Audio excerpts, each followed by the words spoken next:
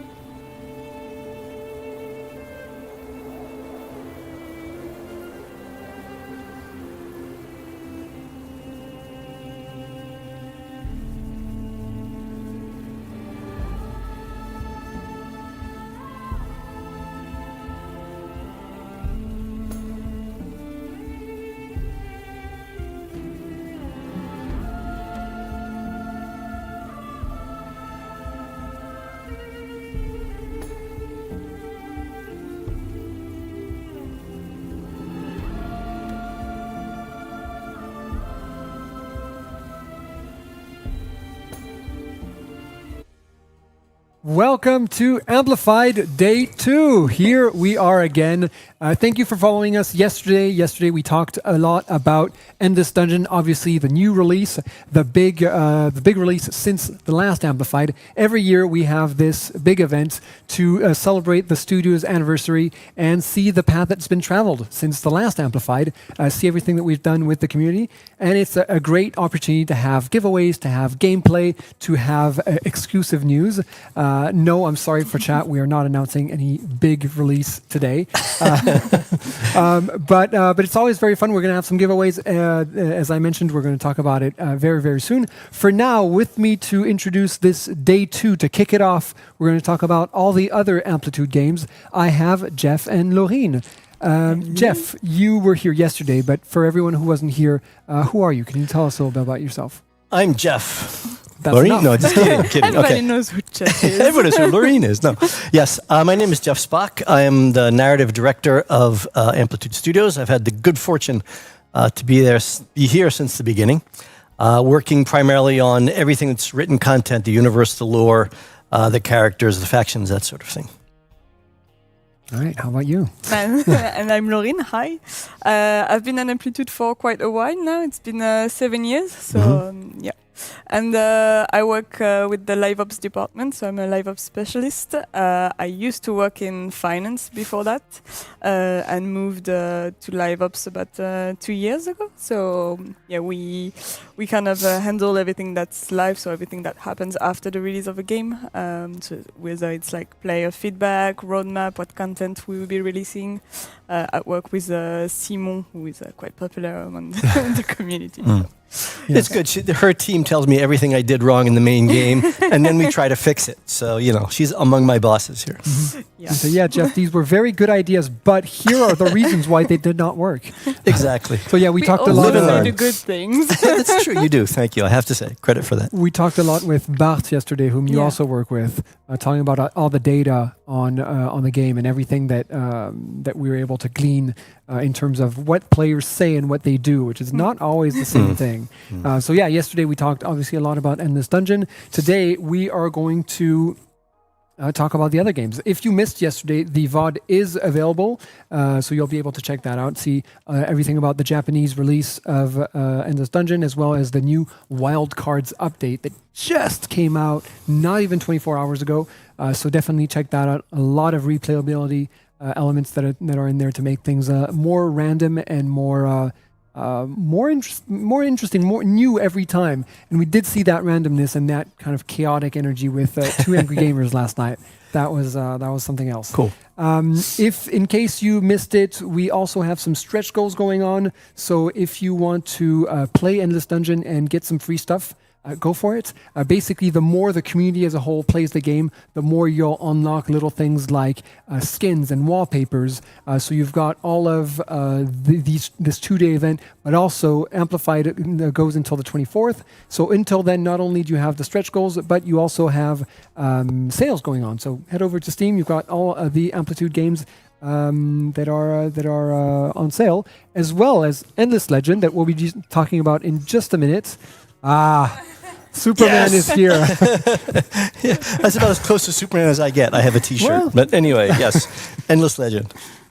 I don't know if revealing it is a new identity. We kind of know you already. It didn't change much, actually, did it? No. Oh, well. You kept the glasses, that's why. Yeah, that's it. It was the glasses. So if you don't have Endless Legend, you can get it for free. Go on to Games Together where you can get Endless Legend for free. And we're going to be talking about it a lot. It was one of the studio's first games. And I think a lot of people have some very, very fond memories of it. We are also afterwards going to talk about Endless Space 2 and the new patch that's out, or almost out. Currently it's on beta, but anyone can have access to it by changing your settings on Steam, and it is going to come out very soon. So we're going to talk about all those changes that the community has been asking for a long time. That's going to be very fun. And finally, we're going to talk about the new Georges Sand update for Humankind. So that is again, I think things that are for the community, giving tools, allowing you to experience the game however you want to experience it. So Lauren, you're going to be back to talk about that later today. So check out the schedule. We are going to have Endless Legend first, chatting and playing with Jeff, and it's going to be community based. So you get to tell us what we do, which I'm kind of worried about because chat is rarely nice to us. Let's be fair. Let me put this. I've seen some names go past in the chat, and if they tell me what to do, I will listen. I think they're probably way better than I am. So if it's you against the community, I'm with the community. Sorry, Bill. That makes sense. So Endless Legend gameplay, then there's going to be some Endless Space 2 gameplay, then we're going to talk about the Georges Janson update, and then play it with 2D Curie. That's going to be the end of the day. Not the end of the event, because then it keeps going on the community. There's some posts that you can participate in on Games Together. You can kind of give your opinion as to what you want the next Endless Dungeon hero to be, what their lore is going to be, later on what their powers are going to be. So definitely go there. It's a great place to have an interaction with the community and with the devs and have make games together. It's amazing how names mean something. What a great name. If you missed yesterday's giveaway, I think we still have it somewhere. I haven't stolen it yet. We've got this incredible vinyl that was signed by Arnaud Roy, who did all the music. Unfortunately, this particular one has been already has a new owner. Someone won it yesterday. There were 3 up for grabs, but you can get it yourself going online at G4F Records. Very, very cool. The discs themselves are made of dust. They're very, very good. But if you missed that, today you can get your hands on one of these press kits for Endless Dungeon. And if you look inside, not only do you get, obviously, the Day 1 edition, even though it's not Day 1, but Day 1 edition, in which you get, obviously, a key to the game, but you also get an extra pack of cards, as well as some, you get an art book that's very, very nice. You also get, this pack of cards, Endless Dungeon, with cards for all the heroes, and you can it's a playable card game where you can play against your friends, and each hero has a different power, and you get a little plushie right there, a little mitosis blobs. Yes, I hate little blobs. Oh boy. So anyway, we're gonna have one up for grabs right now. Do we want something that they write in chat, like blob? Yeah. Okay, all right, go for blob. So the only thing you need to do is write blob in the chat, and it can be within a sentence or just the word blob, and you'll be entered automatically. And by the end of the segment, we will we'll find find a winner. Attribute. Cool. Absolutely. Sorry, let me get my phone. I want one of those. Last but not least, so I mentioned the stretch goals, which will give you wallpapers and skins and the like. You can also get skins for Endless Dungeon through Twitch drops, which are active right now. So you just need to watch the game, activate Twitch drops, and make sure that your Games Together account is linked to Twitch and to Steam. And to Endless Dungeon, and that's it. You'll just get I think you've got the 4 original skins that we released in Twitch drops in November and December, as well as the Dungeon of the Endless skin, which is very, very cool. So you just need to watch it to get them. That's it. Okay. I think also just for the stretch goal, you Yes. mentioned you have to play Endless Dungeon, but you can play any of the games that Amplitude released. Oh, I thought it was just Endless Dungeon. No, okay. for the stretch goal is you can play your favorite game and it will count to the stretch goal. All right. So same suggestion as I had yesterday. Just watch us on one screen and play your favorite Amplitude game on the other, and there you go. Free things will roll in. Okay, very cool. Well, we are going to watch a very, very quick video, and when we come back, someone on this couch will have morphed. See you in a sec.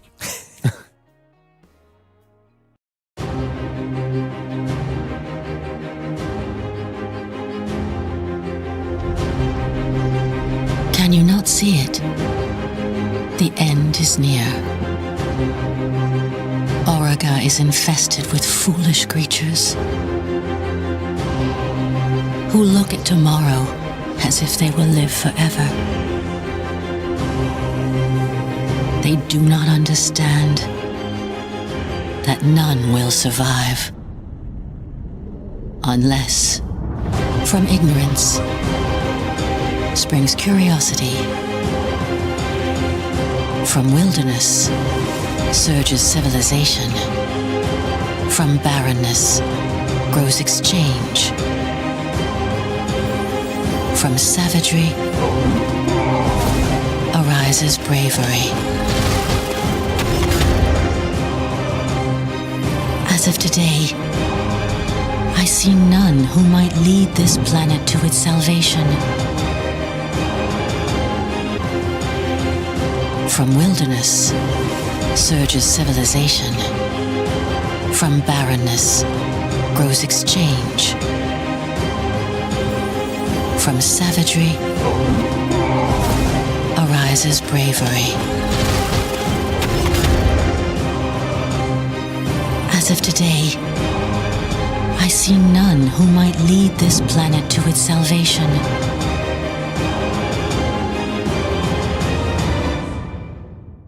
Unless...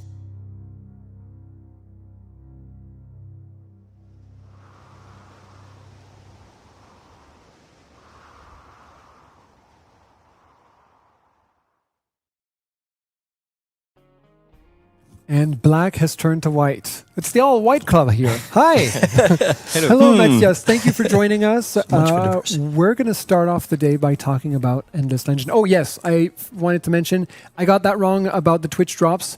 I said that you could get them. You cannot, unfortunately. It's only for Endless Dungeon streaming, which is not what we're doing right now. So what you can do is, anyone who's watching Endless Dungeon can have them. So what you can do is watch anyone. There's going to be some paid streams during the weekend. So just keep an eye out for someone streaming Endless Dungeon to get the Twitch drops. However, that does not affect the blobs. That does not affect the stretch goals. So keep all of that. All right. So Matthias, Jeff, just in case someone wasn't with us 10 minutes ago, can you introduce yourself again? Yes, I never get bored about talking about myself. Okay, so yes, my name is Jeff Spock.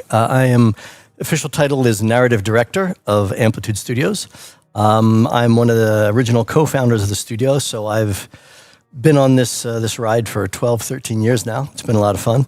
And next to me, I have the enormous honor of sitting with this gentleman who has been on with us for what, 10 years now? 12? 12? 12 and a half. 12 and a half? I am so embarraed. Wow. Okay, cool. 6 months shy of the founding of the studio. Exactly. That's right. Yes. So what number are you in the studio? Do you know? Are you like the 13. 13? No, really, you're lucky 13. Excellent. Exactly. So, hello, I'm Matthias. I'm a tech art director. And when I worked on Endless Legend with Jeff, I was a lead artist. Okay, right. So I work around 3D, visual effects, environments. Okay. And Jeff, were you already narrative director back then? Oh yeah, I made up that title really early. I made sure I had that. Okay. Yeah. In fact, so I started. We started with Endless Space, and then when we started doing Endless Legend, I actually brought in as a freelancer Steve or Story Engine on the forums, who actually did a lot of the faction quests in Endless Legend.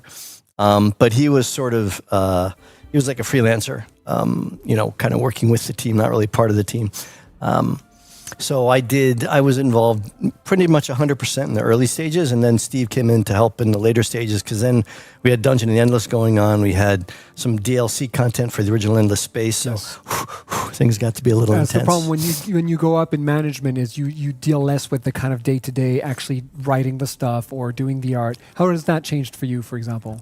It changed a lot, but I try to keep modeling and making 3D and making real things for the game. Yeah, because that's why you got into it, and you don't want to lose that. I see. Exactly. Yeah. And so, we haven't even said what Endless Legend is. Just in case. Endless Legend. Endless Legend. Sorry. Yes.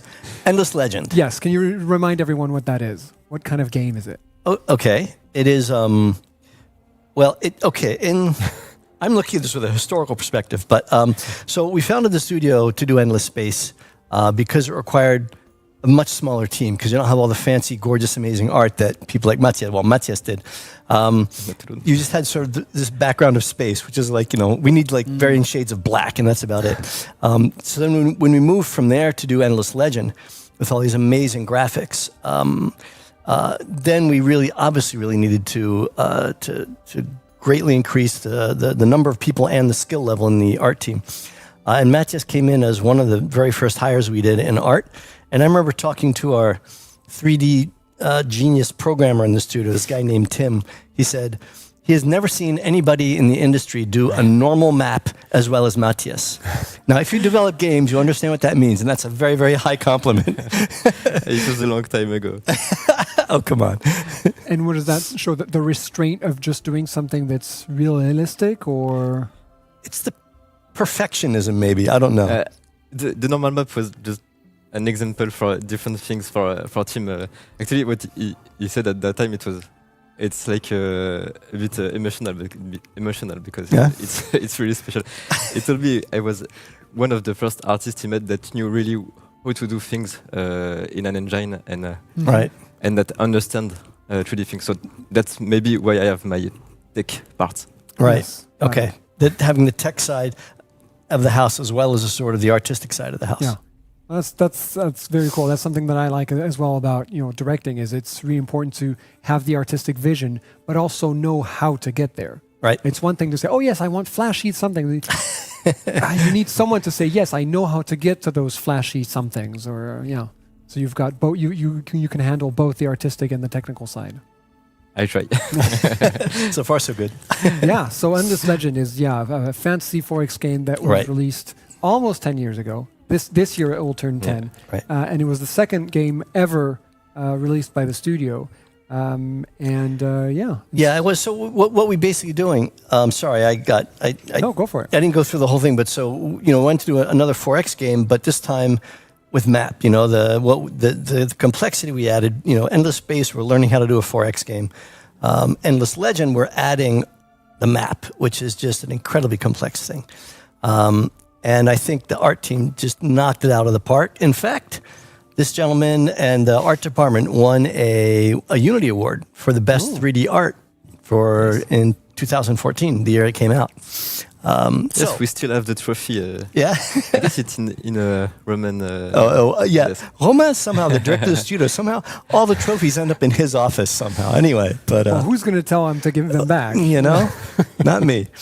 But yeah, so moving from space where it's, you just have the 4X mechanisms to a planet where you actually have to see them happen and move the units, and I mean that was and quite the an amazing procedural effort. terrain. And the procedural terrain, yeah, And the the whole units. Yeah. It was a lots of change. Actually, on the art side, it was a completely different production than Endless Space. We created the two games, the one after the other, but I felt like it was a complete other game style. Yes. Right. Well, because I suppose Endless Space, since you were mentioning, the backdrop is nothing but black. It's only nodes. It's nodes and kind of a spreadsheet for the number of ships and what they do, and with the Yes, planets. and very different kind of assets for galaxies. The main place in Endless Space to create to have all the star systems and the planets and everything. It was completely different thing to do than terrain with rocks and small trees and buildings. And the same in Endless Space, we had lots of spaceships. Right. It was treated like environment in an environment way, but compared to Endless Legend, it's a complete different asset. Yeah. Spaceships don't have animation like little guys who run along and then swing axes. It's Yeah, I think can't imagine. The whole world becomes a lot more 3D and a lot more vibrant. A lot of more happens on the map and not just in menus. Yeah, definitely. So it seems like just between the first the first two games, everything changed drastically. How has it kept on changing since then to kind of present day? You two have been here since the beginning, so It went really fast. Actually, I just don't really feel it. It's so long ago. Honestly, Endless Legend, I feel it's like not so far. Yeah. I have lots of remember of every moment of production from space to lots of changes. We are 3 times more. Yeah, we've tripled or quadrupled in size since then, I guess.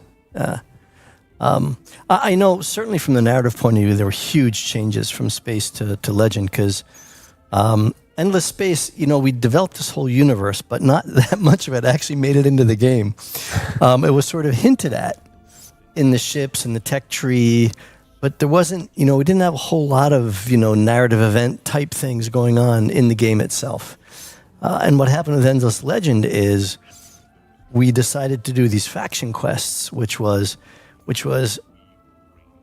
okay, nightmare is the wrong word. Think of a nice word, Jeff. A very big challenge narratively, because it's not like a game where you have fixed levels and a fixed map design. Every game is procedurally generated, so you don't know where something will be or even if it will be when the map's generated. So we're trying to build this typical story structure, but we're sort of building it on this things that move. So it was a real challenge to sort of abstract the story from the map, because you couldn't be sure the map would be the same every time, and yet make it coherent for the player in spite of that. Mm-hmm. So that took an awful lot of work. That was a lot of complexity. But then we were able to use that in Endless Space too, as well, because we also did the faction quest there, and we had a better idea of, how to fit these kinds of pieces together. And then Endless Space 2, of course, is quite different from Legend for the art guys. Yeah, we were coming back to another galaxy and spaceship production. Well, it seems like that's something that's been a staple of the studio that hasn't changed. Then is that the fact that the story you transmit the story through quests and finding things here and there. And this dungeon is a perfect example of that. The story, you don't get a big thing at the beginning and then another cinematic and a video. You have to glean elements of the story through playing and finding a note here and there and getting a video. And even back then, to a certain extent, in this Legend, you could play without looking at the story at all. If you didn't want to do the quests, or if you didn't read what they said and just went, yes, what do you want? Mm-hmm. It's so you've always had that way of letting people get the experience they want, with or without the story. I think that's one of the key elements of the 4X community in general. Is a lot of them just want to figure out the design and the challenges and how to min-max and how to win and that sort of thing. And what we don't want to do is say, oh no, all those things you like to do, you can't do because you have to stop and read my text first, right? Mm-hmm. So we're trying to figure out ways to, even for those people who don't want to go through and read the things and do it, that there's still a lot of lore there. They still feel that there's, a busy, big, rich universe there and things are going on, even if they're just kind of surfing along the top of it. We want them to have the feeling that if they stop and look down, they'll see, all the levels of things. But again, it's games are a medium where the game designer is the boss, because it's the game experience that matters. I'm just trying to make my part as interesting as possible, but they don't buy the game for my part. They buy the game for the game design and the challenge and how good it looks. Seriously, the screenshots, on my desk, I still have screenshots from Endless Legend that I use as the background all the time. I just think it was a fantastic job. And Matthias, as an artist, how do you think the art holds up after 10 years? Are you still as happy with it now comparing to what you've done more recently?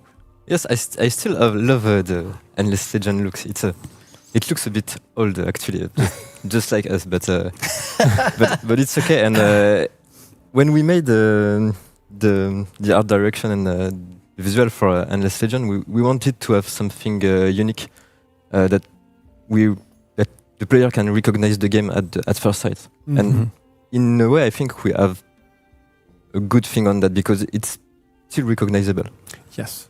I play a lot of Humankind, and this is a very, it still has that Amplitude touch in the UI, things like that. I still recognize that. But the art itself, whether it be the characters or the map looks so decidedly fantasy with glowing crystals, and the shading looks very different on the cliffs, things like that. It's darker in a way. It's got its own kind of personality. And yes, and I was thinking about the 3D part, but actually the 2D side and with illustrations and all the 2D art is still amazing. Yeah, I think it's interesting because people made this comparison pretty quickly because we started, I guess, Game of Thrones started when? What year did that series start? Must have been right around 2014. I was going to say somewhere around there, yeah. Because we wanted this look for the terrain. 2011 in chat. And see, the community knows I know. all. They might be wrong. They might just say how it is. 2011. And so, you know, we were experimenting with different looks. And if you remember from the opening sequence of Game of Thrones, when the cities are growing out of the map, we're like, but we wanted to do that, you know.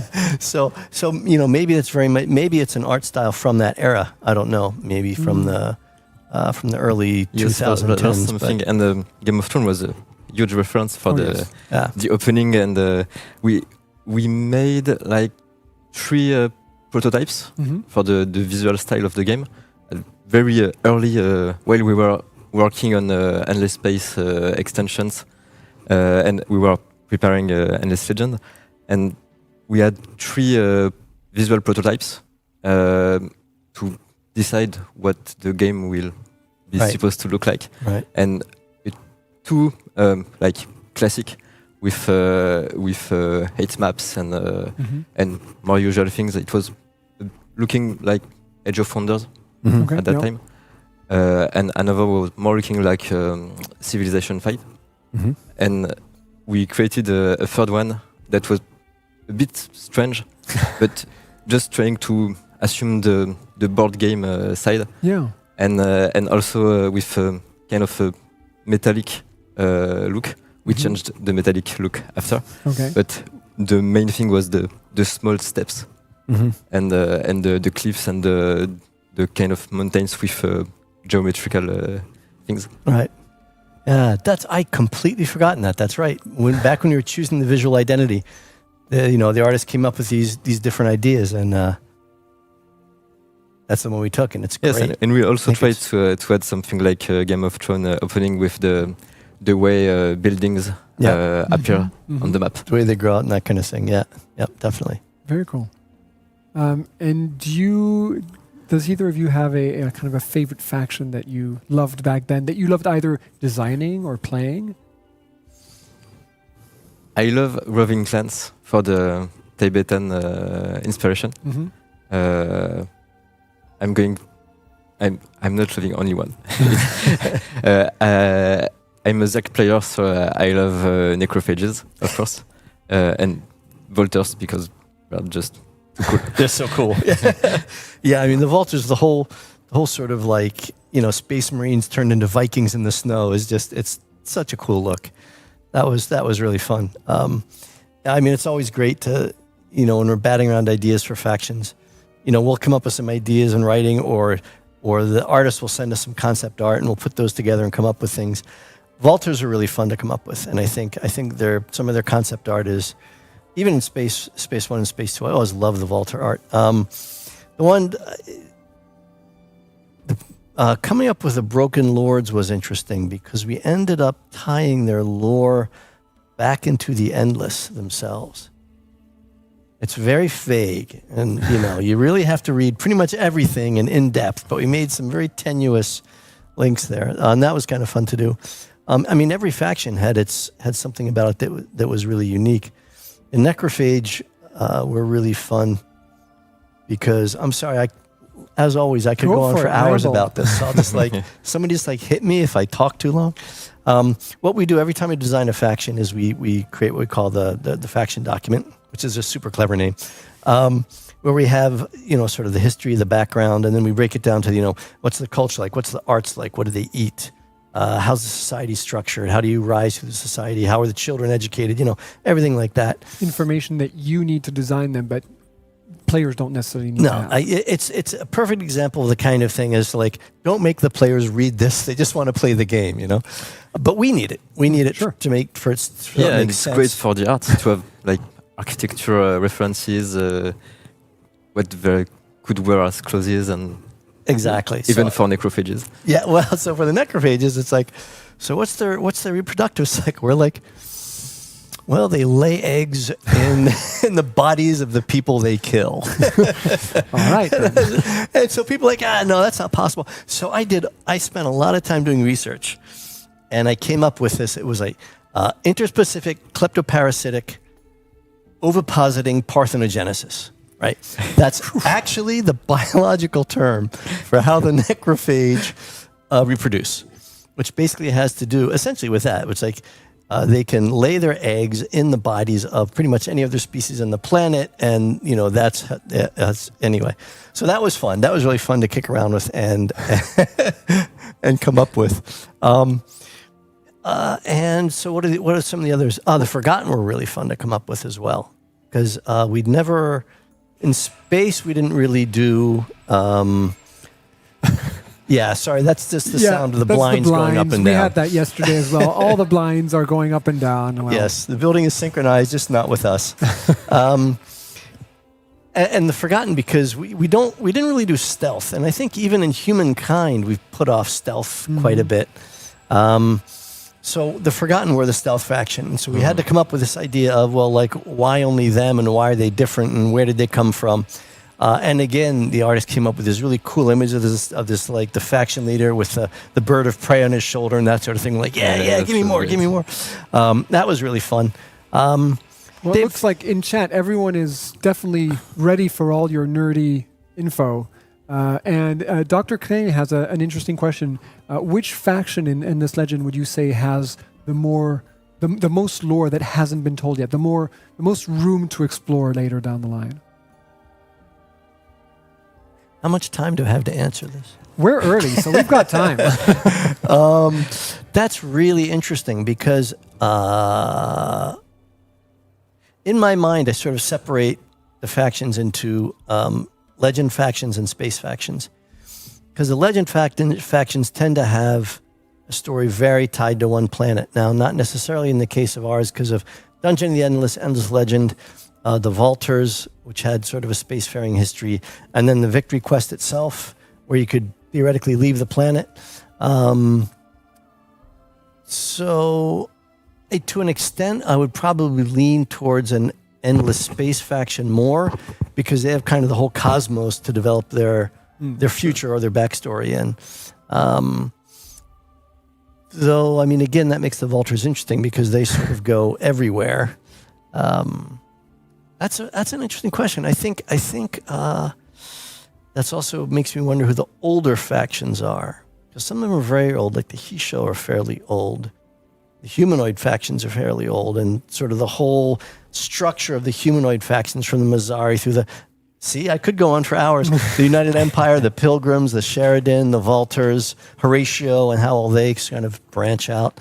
But which one faction would have the most? Wow.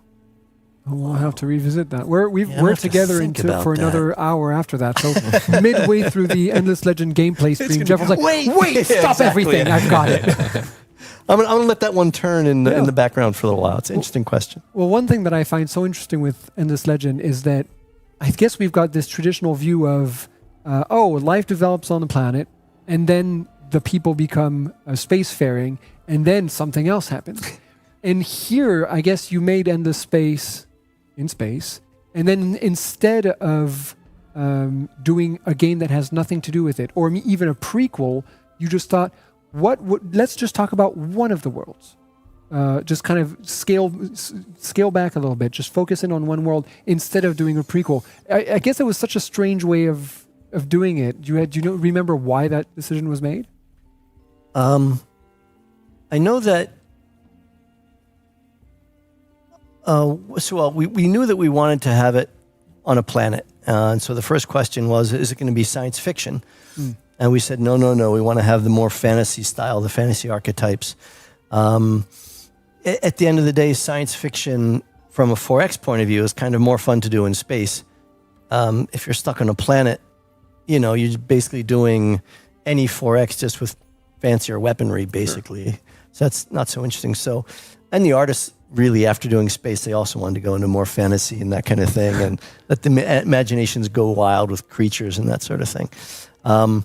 But so we created the world of Auriga, and all this concept art started popping up, and we just got, more and more amazing ideas for it. I kind of have the feeling that Orica is just one planet out of thousands in the endless universe. I mean, there could be thousands of planets with histories as strange and rich and interesting as Orica's. So, every once in a while, people will be trying to relate everything that happens in endless space back to Orica, and I keep having to say, no. That's just like one little thing over there. There's thousands more of those that we need to develop rather than keep going back to Orica. Mm-hmm. On the other hand, I have a hard time with that because, like in Endless Dungeon, we have a Draken, which was one of the factions from Endless Legend. So yeah, we keep, using stuff we did before to build stuff in the future and that kind of. One of the craziest things is the actual timeline of the Endless Universe. Yeah, we saw that during a live stream at one point, and yeah, it gets very, very precise. And you just kind of zoom in. Yeah, unfortunately, I've written myself into a few corners as far as history and what follows what. But yeah, that's... Well, then, I mean, I like having that for creativity. I find that having limits stimulates it because you need to figure out, okay, well, oh boy, how do I make this work? Rather than if you have a whole sandbox and you can do exactly what you want, right. Well, you never know when to stop or how far to go or which direction you should take. Having these limits, I think, helps. Yep. Yeah, definitely. I think...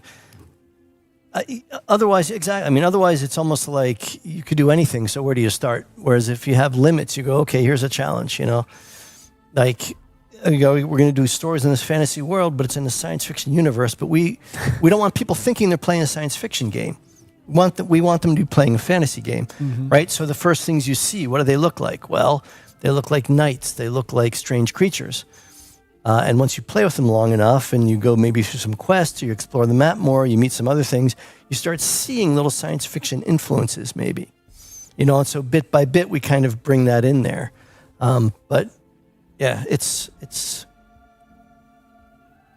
always an interesting challenge to figure out how to bring those two genres together and have them make sense. I think the art in Legend was very interesting because again it was a fantasy game in a science fiction world. But we ended up having... It was fantasy, but you still had to have that nod to maybe technology or to the other kind of styles that you had chosen previously during Endless Space. Not just in UI, but in the cultures as well. Yeah, like the references, I guess, in the Vultures is, I'm going to keep coming back to that example about spanning games. How they're like, these space marines, but now, their rifles are now crossbows because they can't charge lasers anymore. Mm-hmm. So that kind of thing. And the Vultures were the kind of more sci-fi faction. Yes, yeah, definitely. They're the genre hopping faction.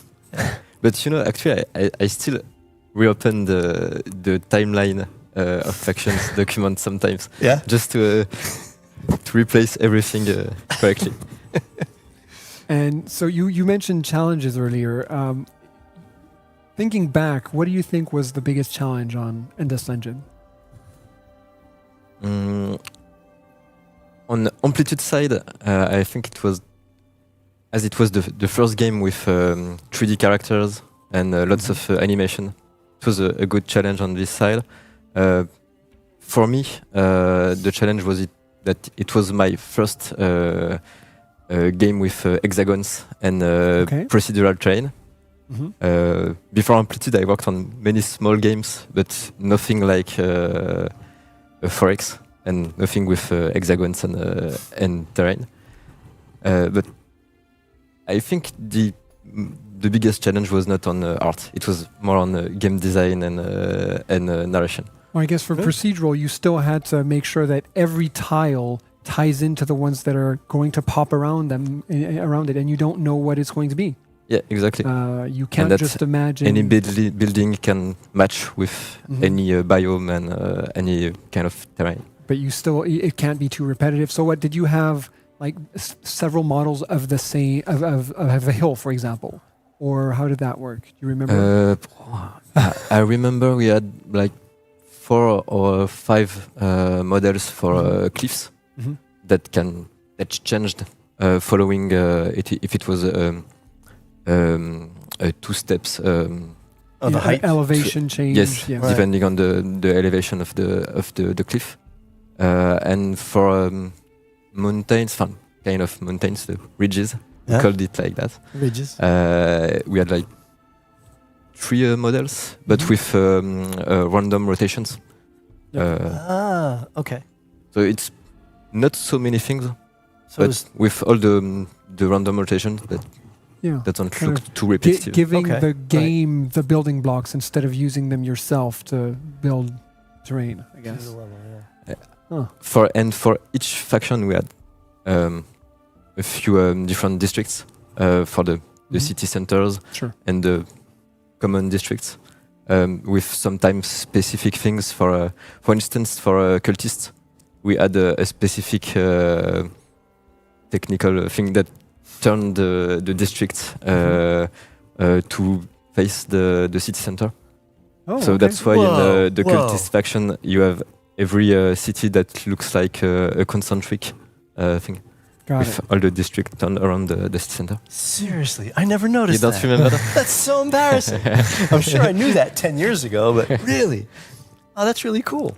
Wow. Yes, and that's something we developed it a lot more after on Humankind, Mhm. with very specific districts and city plans and things like that. All right.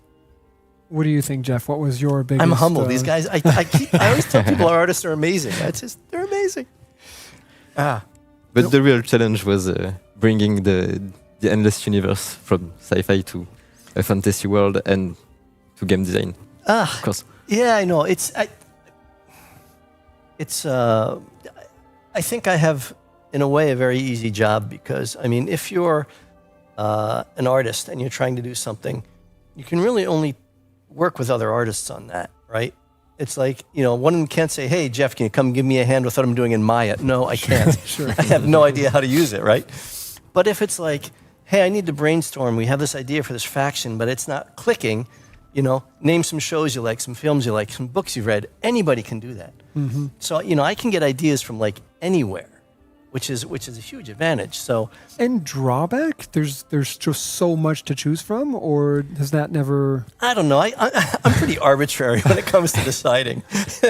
So it's like, I like that one. This one's good too. Shush. No, I want that. But I just feel like I have, with all the books that have been written, the plays that have been written, the movies that have been done, and all the people in the studio who are bright, creative people coming up with ideas. I just feel like, there's this like waterfall of good ideas. I just kind of put a cup in and go, yeah, that's, it's so.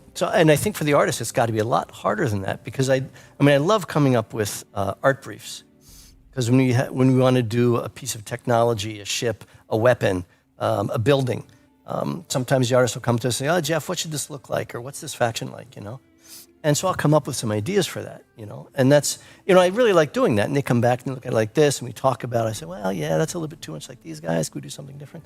And I love doing that. I love working with them like that. But, it's a thing that I can only do at a distance because I don't have the skills that in there and actually mess with the polygons and the pixels and that sort of thing. But the artists have come up with so many great ideas for our factions, for our visuals.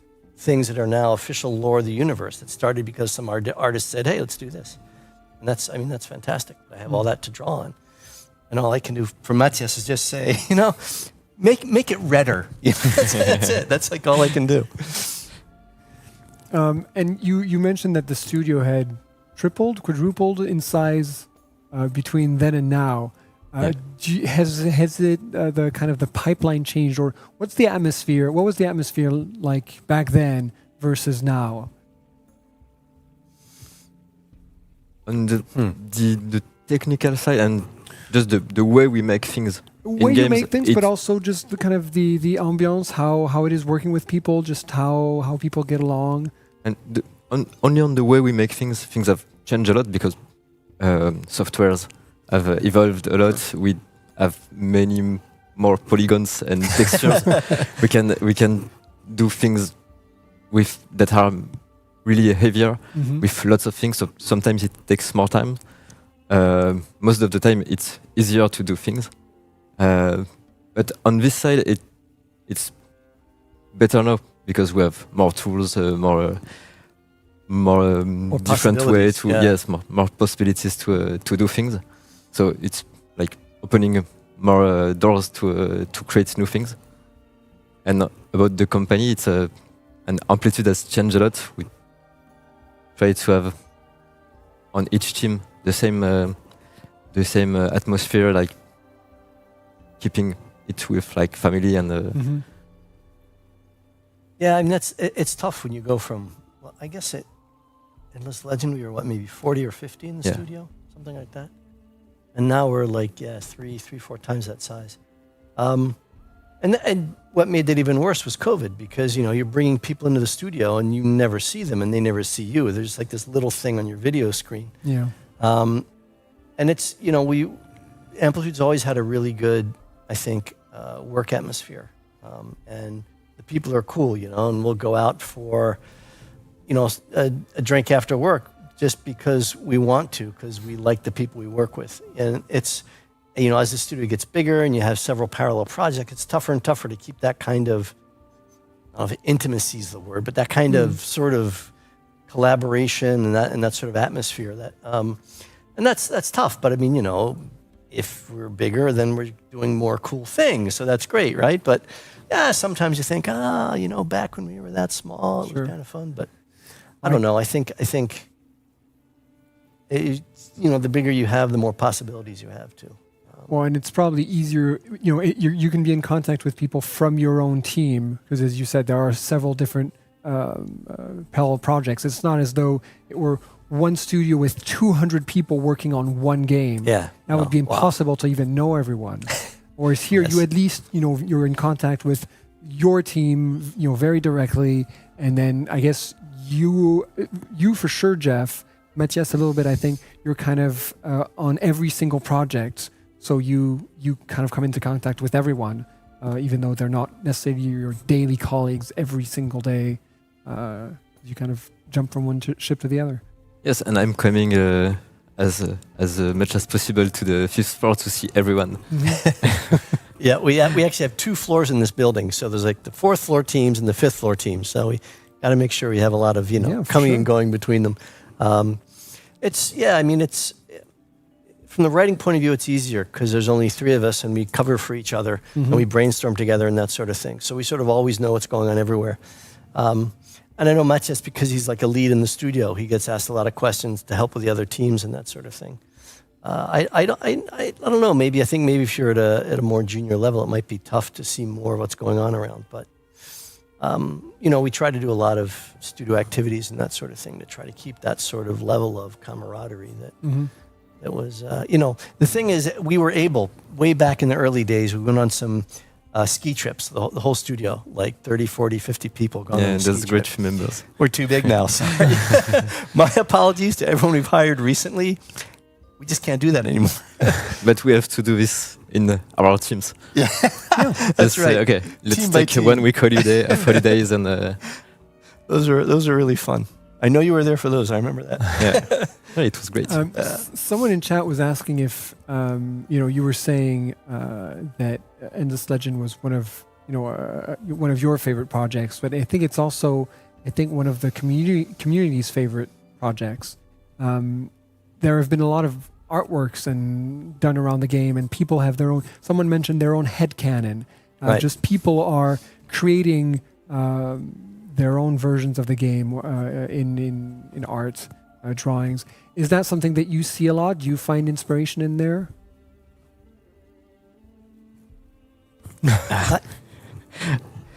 Go in, just. First of all, I think it's fantastic. I mean, it makes me warms my heart to like see the community, see the things we came up with and really enjoy that and want to kind of take that and co-create and do something on their own. That's fantastic. I mean, I really love that. I've had, people contact me via Games Together saying, hey, I want to do an RPG in this universe. Can I do something like this? Or, I want to I won't mention who it was, but I want to turn the Mavros, which was this minor faction in Endless Space 2, which is like They were like the crazed The- warrior Sophons. the dark Sophons, yes. Yeah, the dark Sophons, exactly. Who are like mercenary psychopaths. He's like, I want to make a major faction out of these guys. I was like, great, do it. We actually had community written book of short stories. Oh, wow. For Endless Legend, that a bunch of people from the community, I can't remember, there's 10, 12 short stories written by the community set on Auriga in the Endless Legend setting.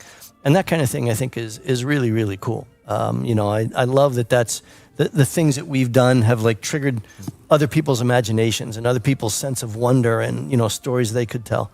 That's cool. And that's to an extent, I wish it was easier to mod our games. Because I think the community would come up with a lot of wild stuff that either we would never have thought of or we wouldn't be allowed to do. But whatever. I think there's an awful lot of energy and creativity out there. And I know I can literally play Endless Legend for like 5 minutes and be happy. Just like pick a faction, open a map, and it's so cool. Run the guy around. Oh, got to go, and I'm happy. Just like. And that. what do you think? Where do you think that feeling comes from? Because it's a community favorite. How come it's still one of those favorite games 10 years later? Maybe there's the feeling that everyone feels that we did the game with having fun and being happy doing the game. No, actually, that's I said it before, but Endless Legend production was my favorite production of all time. And I have lots of good remembers of all the team and the way we made things, and that was good. So maybe there's something that came through. That came from that. Yeah. Oh, that's interesting. Yeah.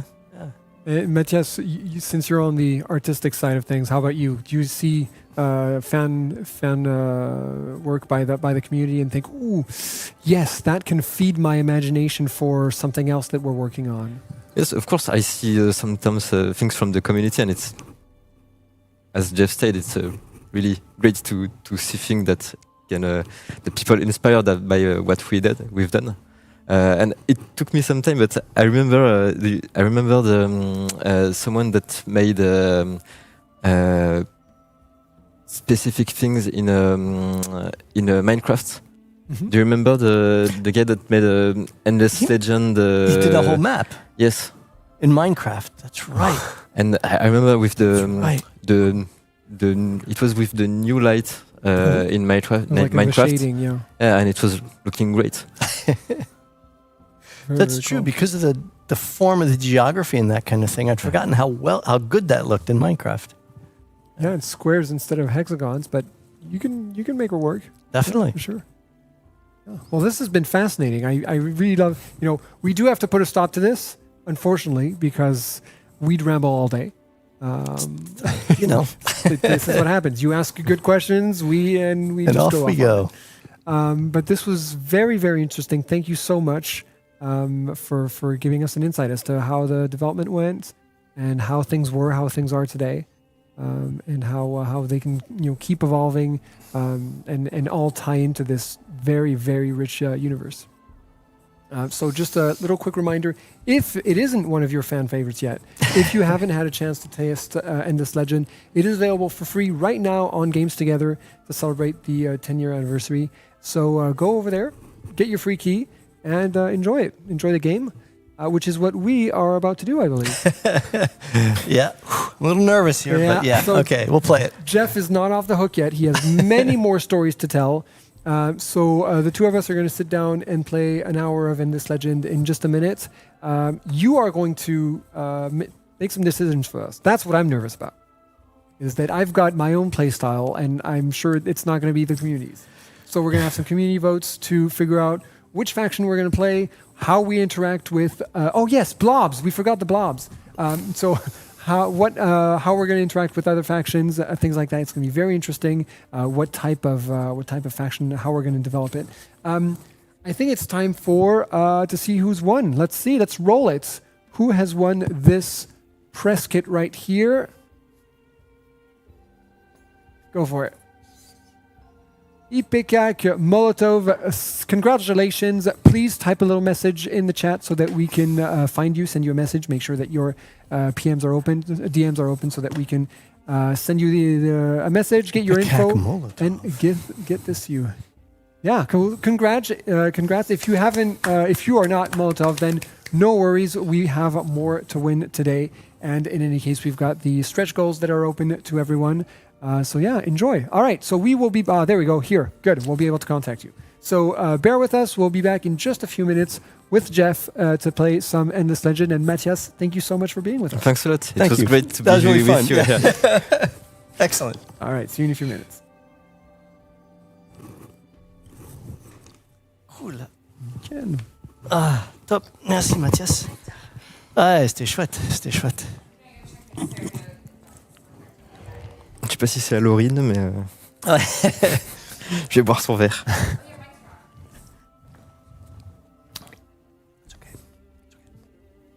Our mics are on, so we will only say polite things about how wonderful the community is. Mics are on.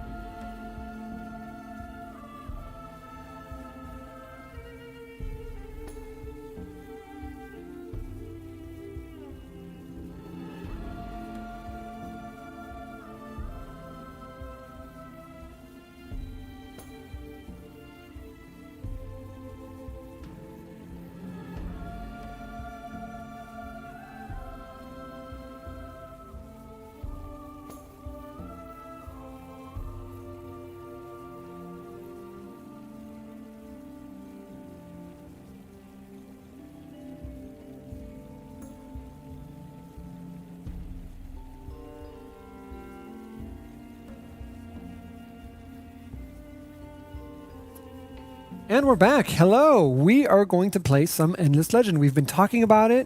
Jeff and Matthias gave me lots of info and what it was like working on the game back in the day.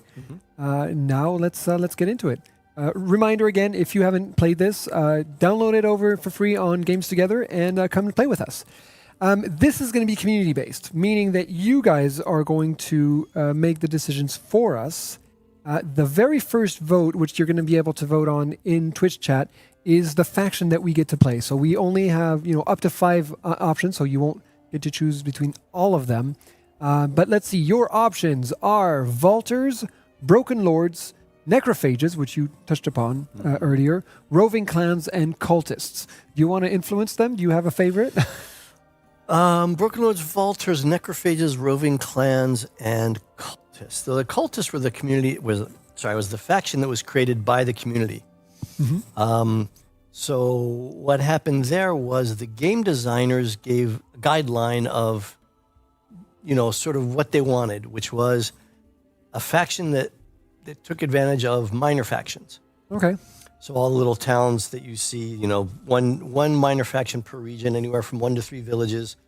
We wanted the community to come back with ideas for that. And so the one that won was came back with this idea of this cult. And it just won again. That Cultists is what we're going for. Seriously? Oh, I should have started talking about somebody else.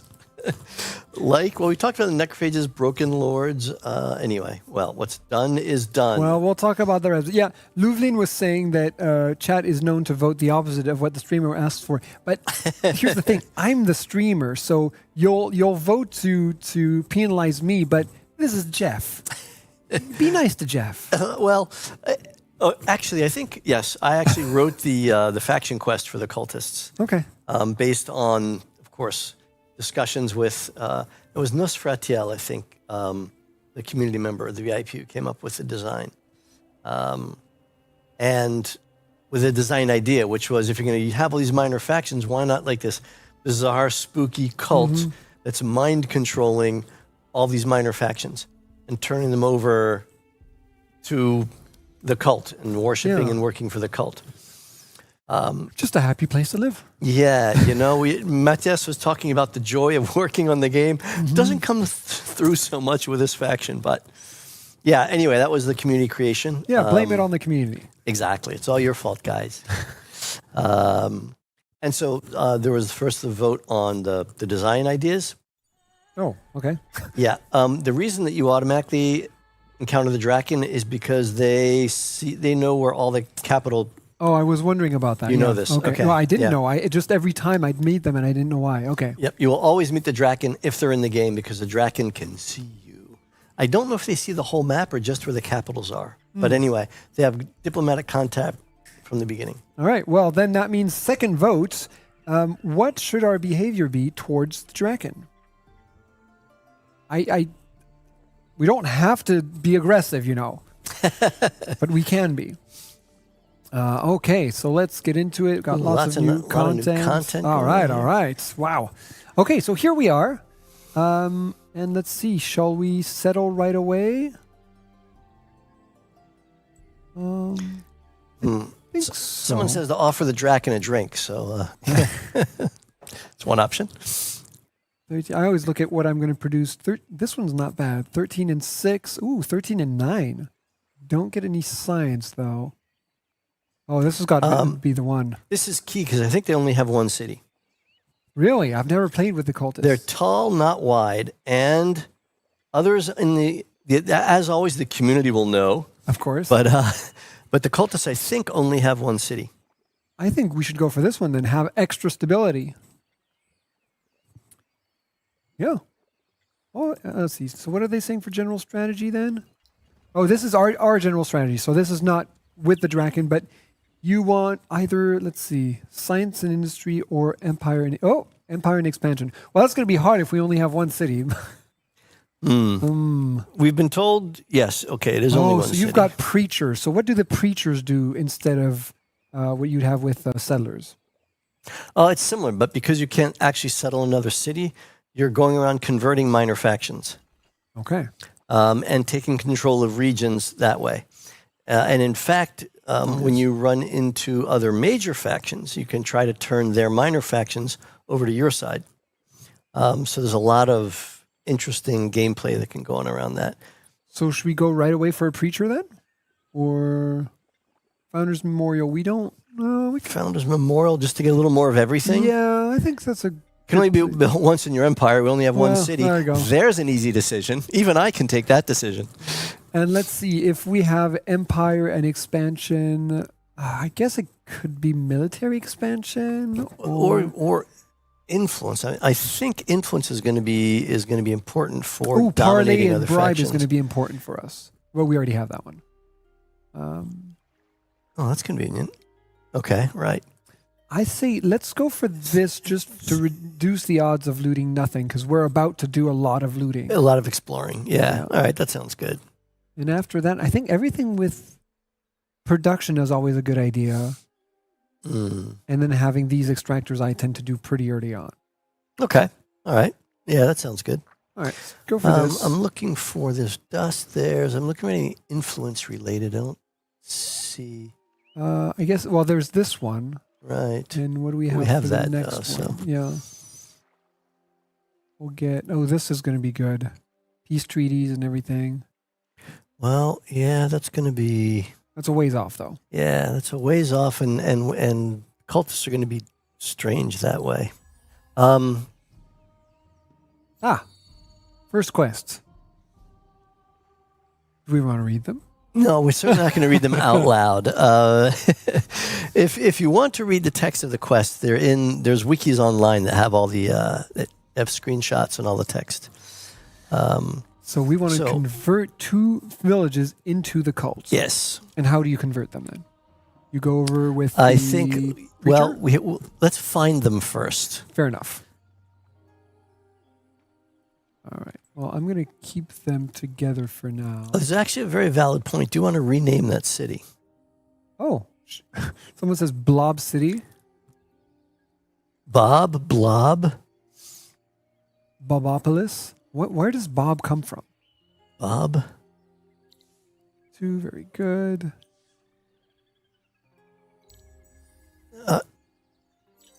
Wow, that was quick. Good. Okay. I want to check out Yes. Let's search it. Titanium. Excellent. Good. Excellent. All right. What is titanium going to give us? Strategic resource.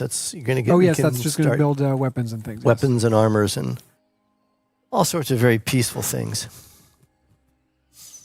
Oh, what speed are we playing on? We're on fast. This is like I was going to say, yeah, it said 4 turns and we're already 2 Wow. research deep. Our town's Okay. 3, size 3, all right. 3 pop, I think. Yeah, 3 population. All Let's right. go down this way. And this thing is almost done. We could start. I mean, if we're only going to have one city, we might as well make it a big one. Building up the city is going to be key. It can build higher, extra levels compared to other factions. And is that if you circle it completely, for example, the same way if you have it, 4 other districts turns to level 2. Yep. Okay. Except we can go up to level. I think we can have one district of level 4 and the others up to 3, whereas everyone else is only one of level 3 and the rest of 2, I think. Nice. Something like that. Again, my apologies to the community. I don't have all the gameplay details. All right, Founders Memorial. Yes, that's done. So it's kind of boosted everything. So I guess apparently I'm learning that there is a. Oh yes. Oh, I get it. Saltarius actually claimed there's a reward on the channel, which is custom name, and they said name the city Bob. So they paid some channel points for that dust. Okay, well let's. Well, that's it then. That's it. Bob. It has been done. Bob, first of its name. The one true city. All right. Okay. I am Lord of Bob. Okay. Okay. Well, it doesn't have there we go. First manufacturing. Oh yes, I didn't. What was the vote? I missed the result of the vote for how we were supposed to interact with the dragon. Keep going up. I think it's higher in the. Oh, it said ignored here. Well, we didn't respond Neutral. to them. We didn't respond to them in the. Yep. So I think we'll just Okay. stay neutral. That's fine. Okay, now we've got some new ones. The idols. Right. And we are going to follow a victory condition. We'll see. Where are you? Well, they're right next to us. Okay. All right. Now let's see what actions we have there. So we do have parlay. We do All have right. attack. We want conversion, which Convert, requires okay. influence. All right. So we'll just... Oh, wait. Okay, that convert a pacified village. So first they have to be pacified. Then we can convert them. So I guess, do you want to go for their quest or just fully attack Let them? me just say, that's a great icon, the conversion icon. Those three little characters there. Yes. That's pretty good. Okay. Let's give chat a second to decide on what we'll do. Or we can decide for the first one and they'll decide for the other villages, I guess. What do you think? Attack or parlay? Well, we want it pacified. Yes, but we can do it either by attacking or by doing their quest. Sure. So do you want to do a little quest or do you want to attack them? I don't know how. I didn't even look at what our army strength is. I think it's not great. We have 2 preachers. We do have a hero. Oh, we have a hero. We could just attack it and get it done with. Yeah, see what happens. Although we don't even have the influence, do we? Oh, we've got 4. Even influence. It's not even worth pacifying it because It's going to take forever Yeah. to. All right, Yeah, what can we do? We need an influence building here. All right. So what do we have for influence over I here? don't see any stars there. Oh, thank you, chat. Which victory condition shall we pursue? 27%. Anything but diplomatic. Yeah, anything but diplomacy. Got it. Okay. Got it. Well, actually, that we can do whatever we want then. One of those 3. Well, we're pursuing an everything victory, which is okay. So which icon are we looking for then? We're looking for the stars, but Oh, yes. Empire. This is definitely what we want, but it's a ways off. Yeah, it is a ways off. Oh, what do we I have? don't see any here? stars in the first. +1 on approval. Okay. Sewer system. We can sewer system. make him happy. Okay. Yeah, I'm playing heroic fantasy. What are you building? Well, I'm building a sewer system. Okay. Even heroes have their needs. All right. So we'll just ignore these guys for the moment. We'll come back to them. All right. Oh, there we go. Do we have any other units going on or anything? We don't. I could separate this stack, or we could build something else. We're busy with the borough streets, but we could for a build while. more preachers. 3 turns, We have to do our. Yes, we do. 75.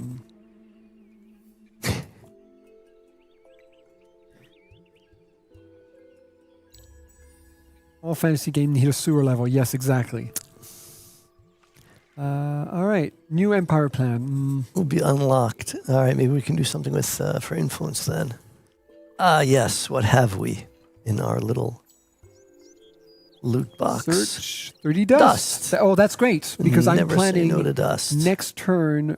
Our preacher will be done, so I'm going to buy this one for 75. That way, next Oh, turn we'll have sweet. 2. Okay. Ooh. Aha. Aggressive. Well, practical maybe. Sewer system. We got the sewer system. All right. So now we have a second army. Okay. No hero, but at least we can start. Oh, Felix. Silix. So resource per pacified and rebuilt village with extractors. Okay. They're right there. All right. Well, we can definitely go attack these guys, but we do need more influence before that. I think Salterius is mocking us. Well, pro strats, I see. Yes, well, hey.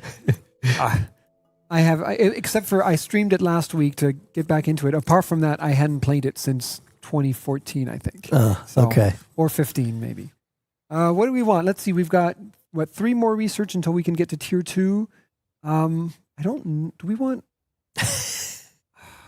What do we want to do? Might be nice to get another hero. Get two active armies. Get some extractors. Do we have what resource do we have in our hometown we have there? one right here. We have Glass Glasssteel, steel, which okay. we already unlocked. Right. That was right here, which we might want to build soon. Yeah, we can build an extractor on that. We're going to go for a public library. And food. Food's always good, having a big city. All right. keep exploring. So somebody has apparently paid to name the army the first Bobettes. All right, the first Bobettes then. This is why I often fear interactions with the community. I don't even know how to. Oh no, how do I rename it? I've never. Oh, that's the hero. No, try the first hand of the queen, I think. Yeah. I've never renamed an army. Try. Well, that one has a hero in it. Okay, let's see. Can I do the army if it's alone? No. It's on the military overview. Okay, got screen. Rename army. No army. All right. What do you say? First. Oops. Oh, I went over to QWERTY. There we go. First Bobettes. First Bobettes it is. All right. And I guess then the other one will be the second bot. Should I get ahead of that or? What's the name of the second Bobettes? Just to. I suppose. Do we want an empire plan? Let's see. Yeah. No, because it's going to use up influence. Right, but unless we can get influence dust. No. We don't need any dust. Cost 14. Ooh. No, that's what we have, and it would cost us 10. Nah. I don't think so. Yeah, we're going to want influence. It's a little bit worrying to use it up.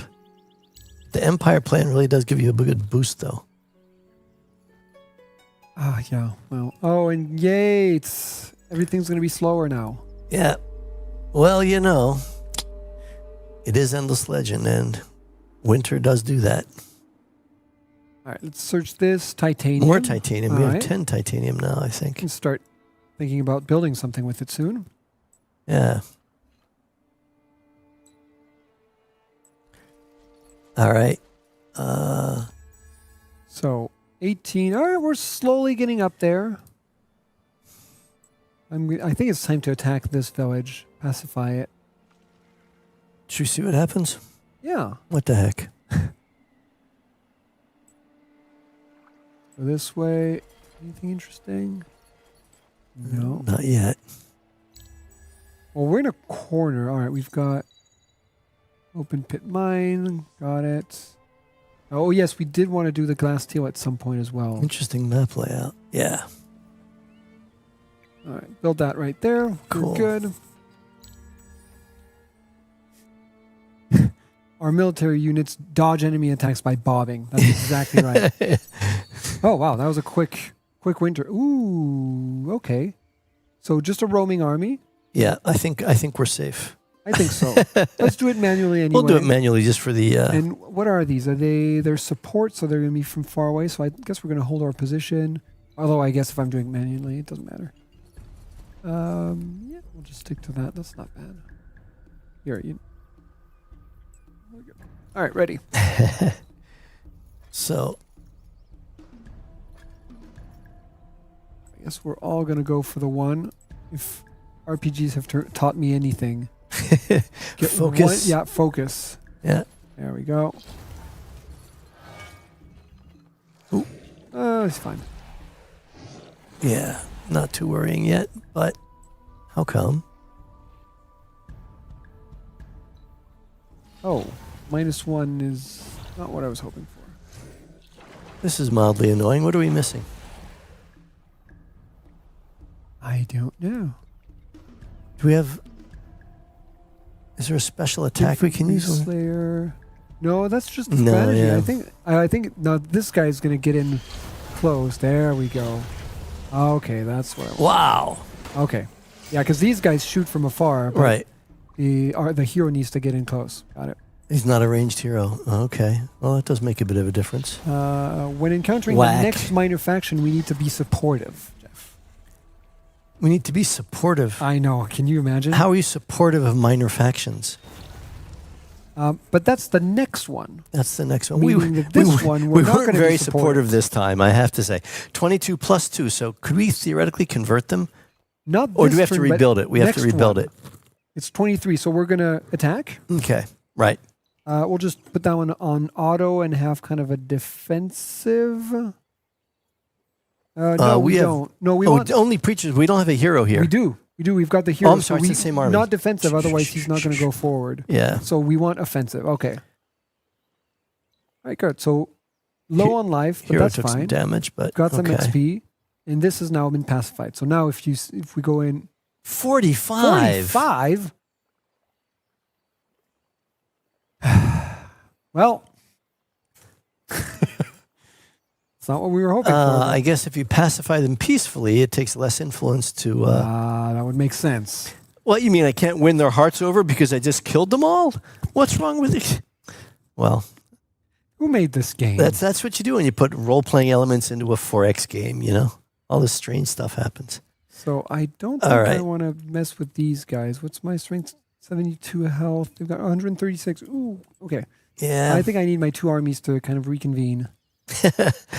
Let us reconvene. I'm just going to sit here for a while. Well, we can explore a little if you want. Yes, we can. I don't want to get too far away from here because as soon as we've got the 45, we're going to come back. In theory, yeah.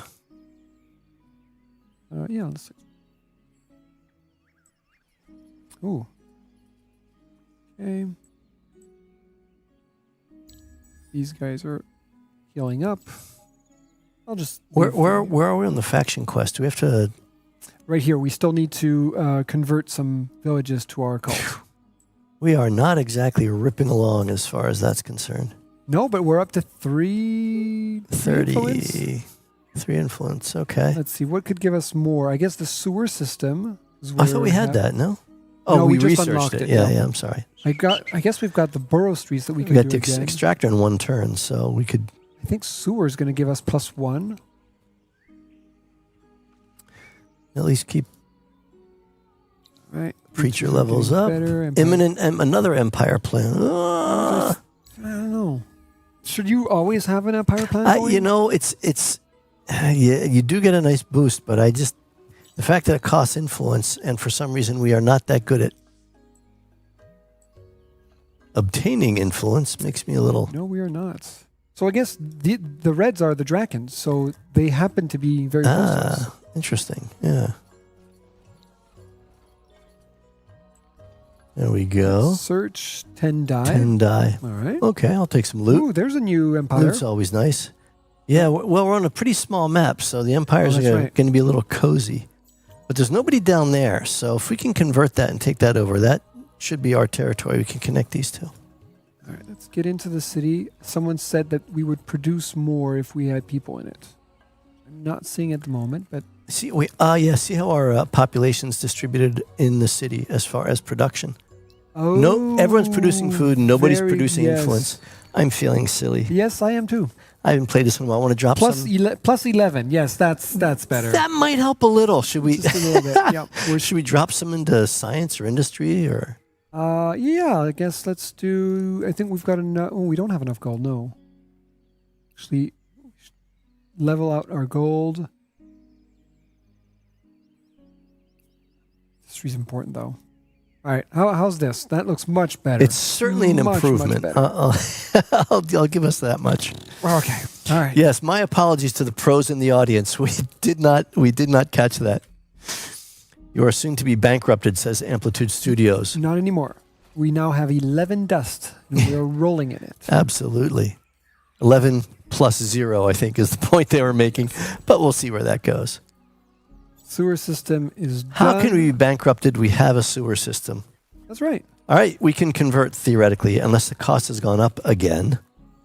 Can we even? Do we have to be there? Or can we just click on them? And I think we we probably have have to be there. Yeah. Yeah, because this is only for major factions. Right. Yeah. All right, that's fine. Take a couple turns.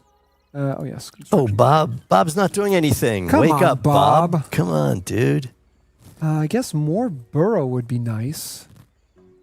Oh, no, more production, I think.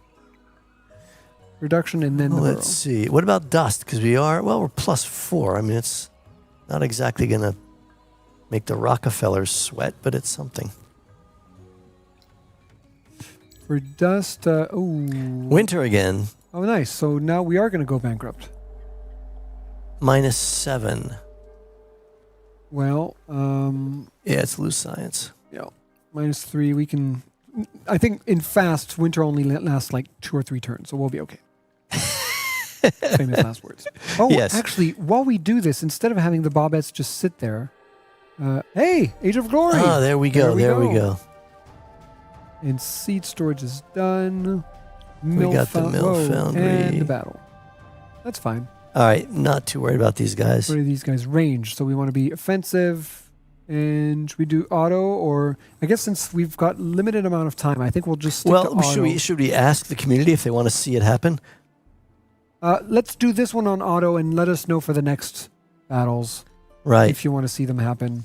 And though, by the way, ask Sega for more money. That doesn't work in game, okay? And out of game, it's iffy as well. So we're not going with that one. So this one, we're going to be nice to them. Do their quests. All right. What do we have? We want more influence. Always more influence. So where's the star? it's That gonna be guy. right here. Yes, that's what we'd found. The Glory of Empire. +1 per. That'll be a nice little boost. Okay. What else are we? We're missing everything. There's no way around it. Right. Do we need more dust science stuff, or do you just have to build things with what we have?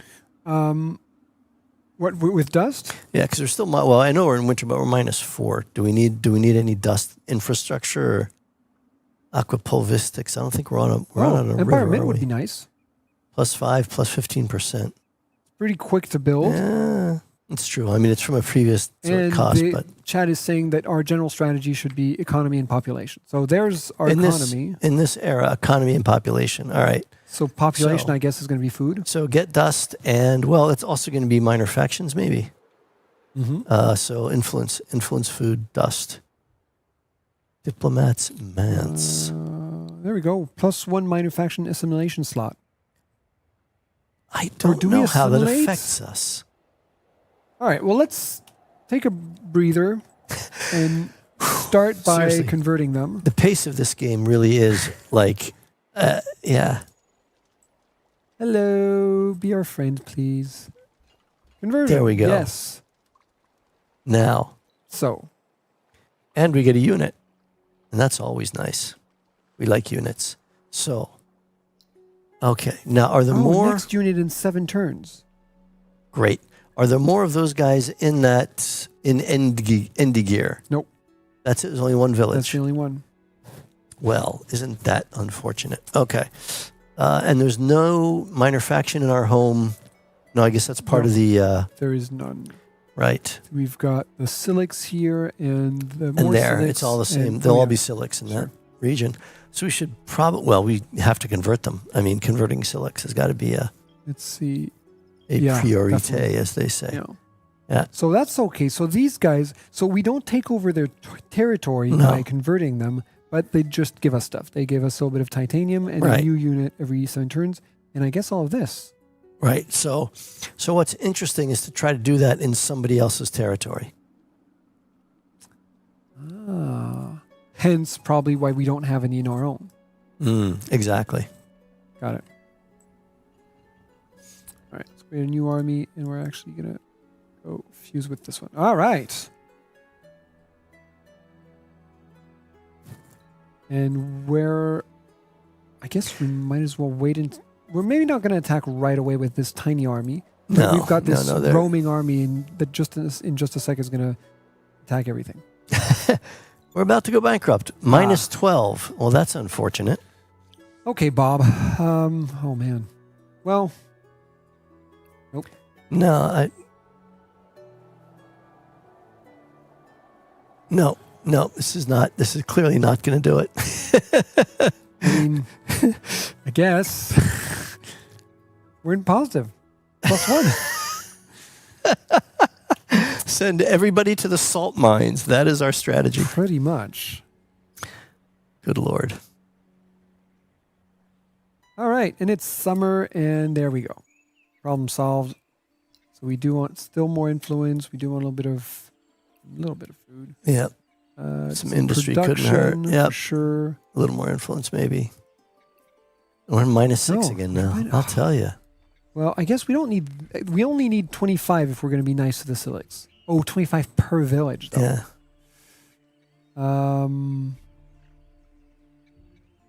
Silix, when we invented the Silix as a minor faction, that was supposed to be a reference to the major faction Harmony from Endless Space. They were a crystalline life form that could not use dust and was impervious to dust. Ooh. Anyway, that's where the Silix came from. New quest. 15 turns to get 8 population, and we're at 7. Well. How's our food look? Next population is in... 6 turns. We're 6 fine. 6 turns. We've got 15 turns to get it. Okay. We don't even need to change anything. And I wonder if the new secretary... No, that wouldn't count. That's a unit. Okay.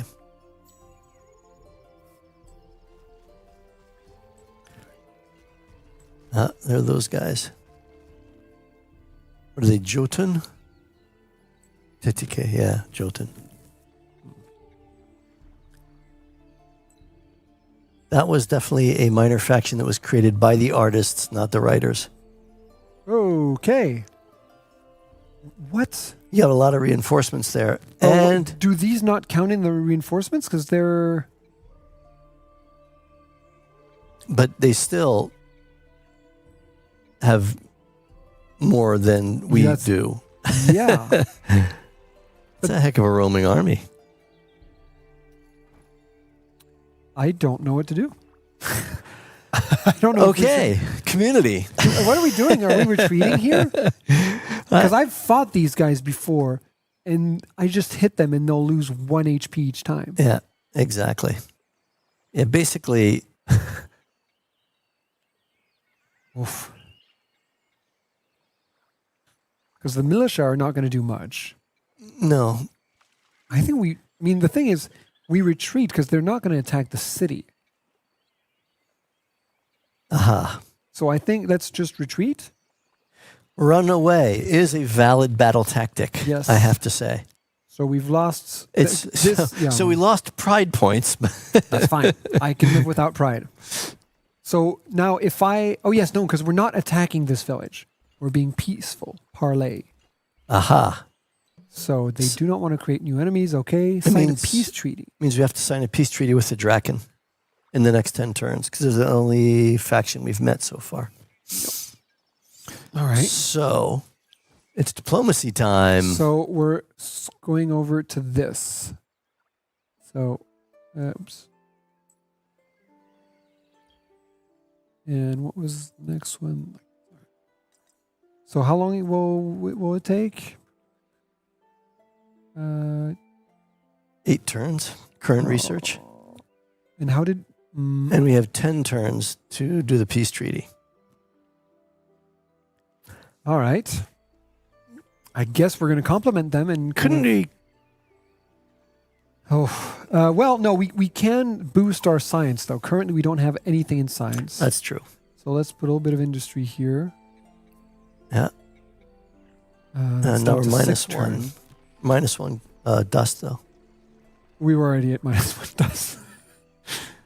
Boy, okay.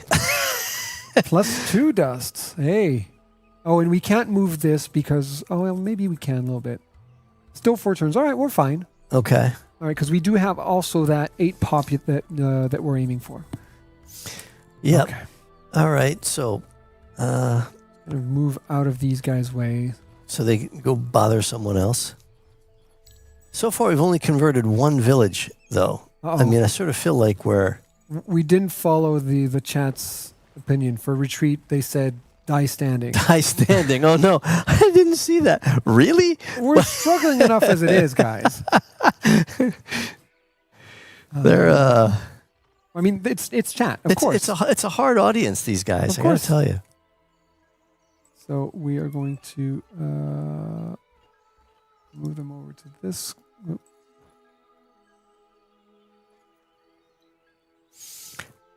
Oh, the preachers, yeah, they lost some hit points just from retreating. Yeah. All right. Well, this is as big an army as we can currently get. Mm-hmm. It's not awesome, but that's okay. These are nice. I'd like more of these. How many turns? 3 turns. All right. Yeah. And then I'm tempted to just say, go explore. Uh-oh. Don't explore that way, though. Okay, well. Auto explore elsewhere. Do we actually have a button for that? All right, what do you want to... And there we go. Oh, Retreat good Lord. again.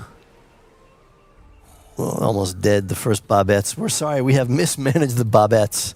It has not. It has not gone well. Technically, this is the Bobettes, though, because when we split them, the wrong army took the name. So when the Bobettes die, they will be replaced by the first Bobettes. Yes, the Bobettes are forever. We promise.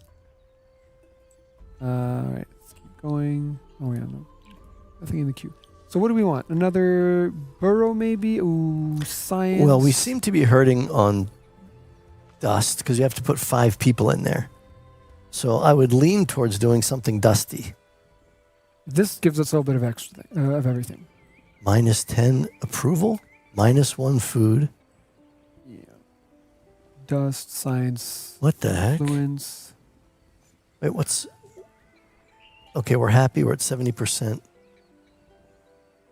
Or we give some food, seed storage, and then move this guy out. To have 0 food? No, but we need the next population, don't we? We'll have it in 3. Wow, that's bold. Okay. I'm nothing if not... Well, I was going to say I'm nothing if not bold, says the guy who just We retreated just twice. ran away, yeah, right? All right. Oh, come on. Man, what is it with these freaking Harmonites, man? They really do have it out Surprisingly for enough, us. it's more even than it was earlier. I guess Much. because they're attacking this big army first. I still don't know about this. I think we need 2 full armies to get them. Yes? Yeah, I mean, I'd be hesitant if we had the hero with some specific skills that could help us. That'd be one thing. But what was that? I retreated. Okay. Speaking of, for heroes, I've been Wounded. Skill tree. we've got skill points. Oh. Let's see. Oops. Yes. What do we want to do? Could give a lot of defense. I mean, I don't think we want to do it on a city, although it would No. be interesting. But Yeah, but we're not. I think let's go for this: more defense and more life on units. Yes, that sounds like something we really need. Also, we have not dealt with their equipment at all. So currently, we could get everything tier 2. Sure. Do we have the money for that? No, Or is it? Oh no, it's industry. No, we No, don't have. Not any money at happening. all. Not No. happening. Okay. All right, never mind. Just kidding. It's a nice thought. So, but we did add the skill, right? We did add the skills. Okay, and now we have a lot of influence. And I can't believe that we found our neighboring region has 1 village, which is not very helpful, Well, this one has 3 though. right? And pretty soon we'll have another friendly village that we can then convert, right? Yes. As soon as we get 1 more population. I think we want to go this way. +3 per guy on cities. That's going to be enormous. That's going to be huge. And that's going to be, we're going to be able to do equipment. We might be able to buy units or buildings. Okay, all right. All right, let's go for that. And so By the way, Amplitude Studios, which I suspect might be Cat o' Nine Tails, says Harmonite will chase you until the end of the map. Nice. Well, that is good to know. I am going to run away. Keep it busy. That's our plan. Keep the Harmonite busy by running away. All right, seed storage is done. We got another yes. Secator. Or Kekator, Secator, or Kayekator. You're the one who decides that. Yeah, no, I will blame that one on Steve, I think. I don't think I was around for that. Or it might even been a vote. It might have been a vote, actually. What do you, because, borough streets. We want to make sure they stay happy. That's the thing. Yeah, the -10 approval is kind of annoying there. What else do we have going on? Public library, maybe for science. And then the borough. So do we want to surround the middle one then? Yeah, I think so. Let's try that. 4-1. Behind then? Because we have 3 We already. have these 2. So I guess we'll keep going around. All right. All right, how are you guys doing? Okay. It's Oh, we're just running. Just, running away. doing our job, running away. It's all good. We maybe don't want to be on his territory if we want to sign something with it. Oh, hey, quest complete. Yes. 40 influence, nice. And that was just Thank you. just some ruins that we found. Yeah. It's not tied to a... You want to... Is it the thing or not? Is that too risky? I don't know. We'll just compliment him. Yeah, exactly. Just say, oh, sorry. You know, we didn't see the stop sign. Actually, officer. we can do that right now. We just finished our research. So we are going to compliment him. Declare. Cold War trusting. Trusting. And Okay. now we want peace. Peace. Peace. Okay. Contract terms, they're not super happy. No. What can we... Well, what do you have a lot nothing, of? so- No, we have a lot of titanium.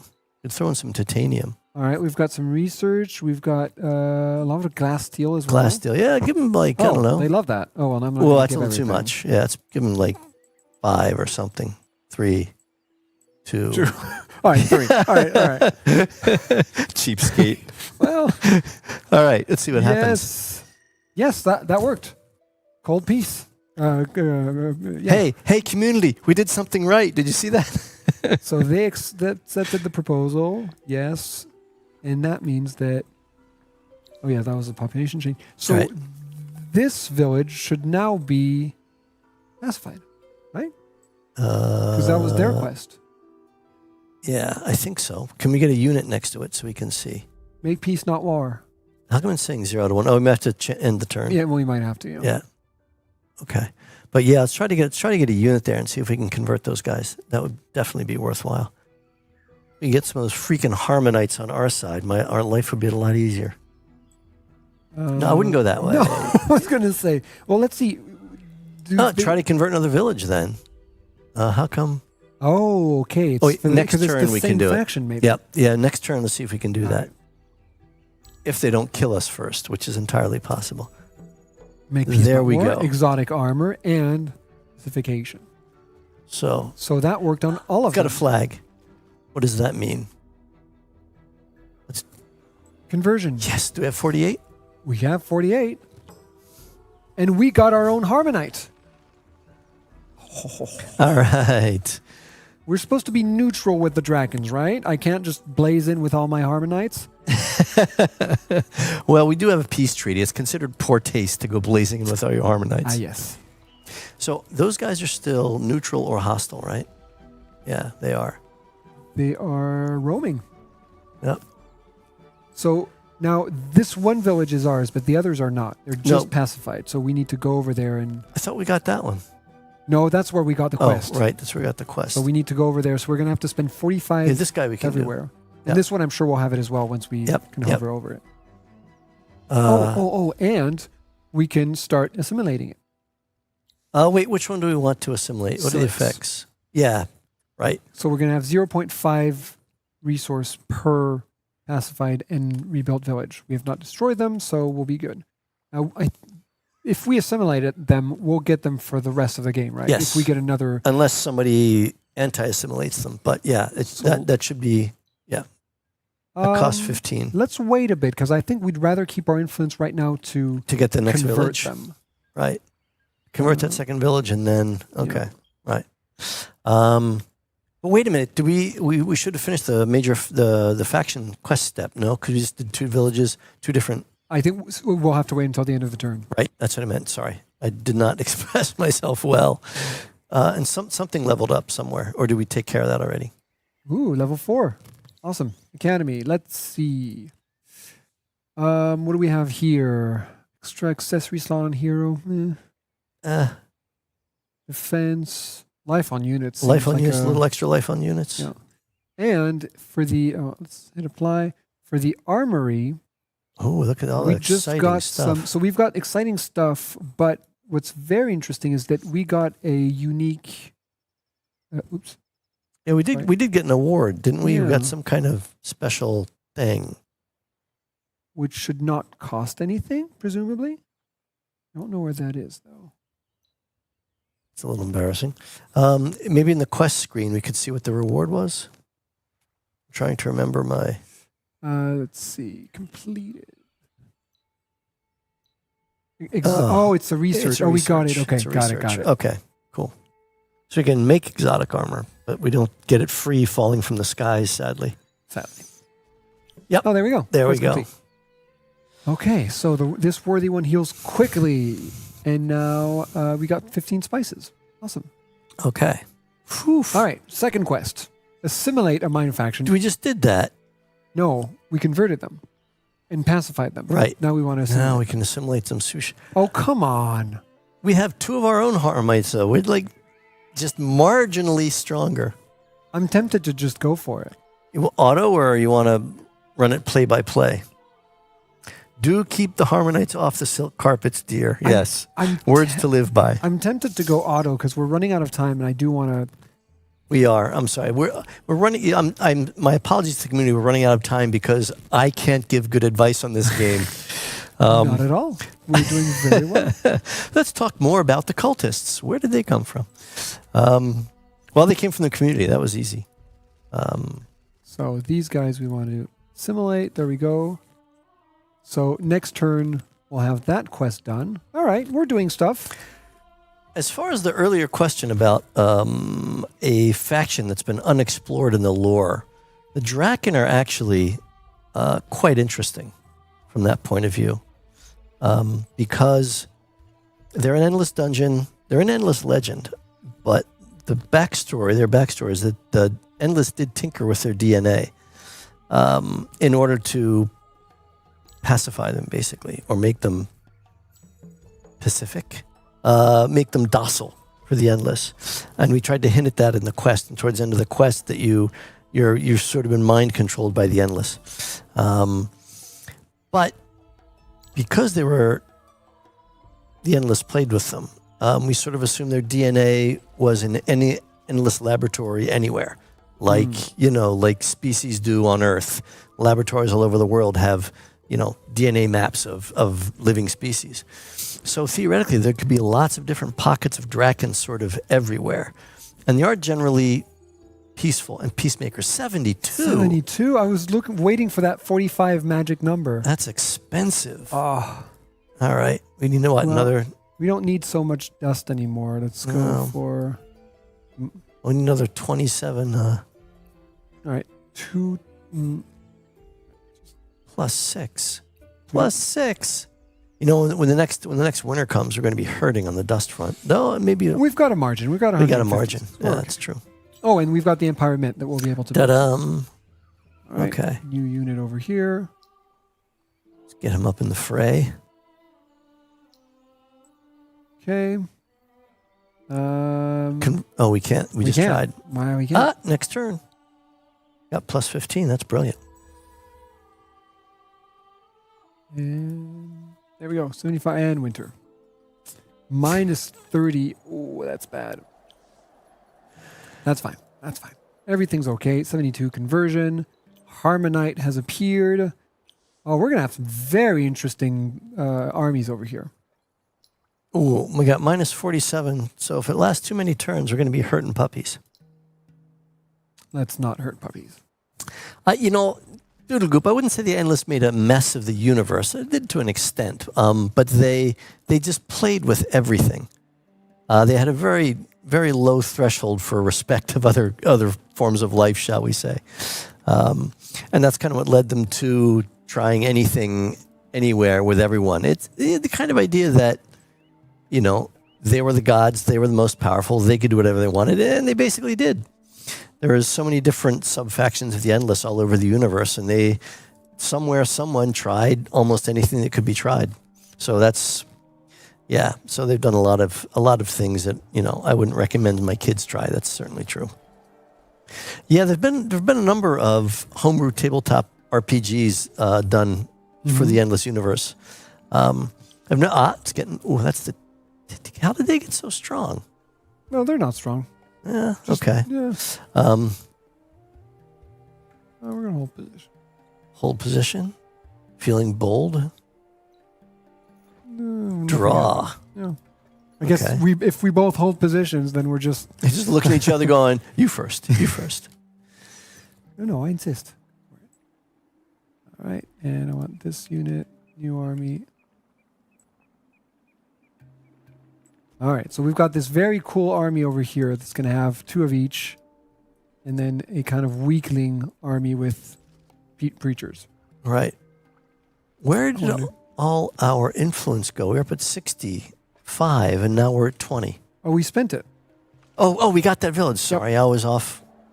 Yep. Now we're waiting for this last village, which I suppose is going to cost an Something absolute bomb. insane. 96. Well, there we go. Yep. And we can't take any away from our gold. No, but what we can make is the You can build the Empire mint. Yeah. for sure. Glory of the Empire we want, because that's going to give us so much influence. And then I guess a burrow to keep going around.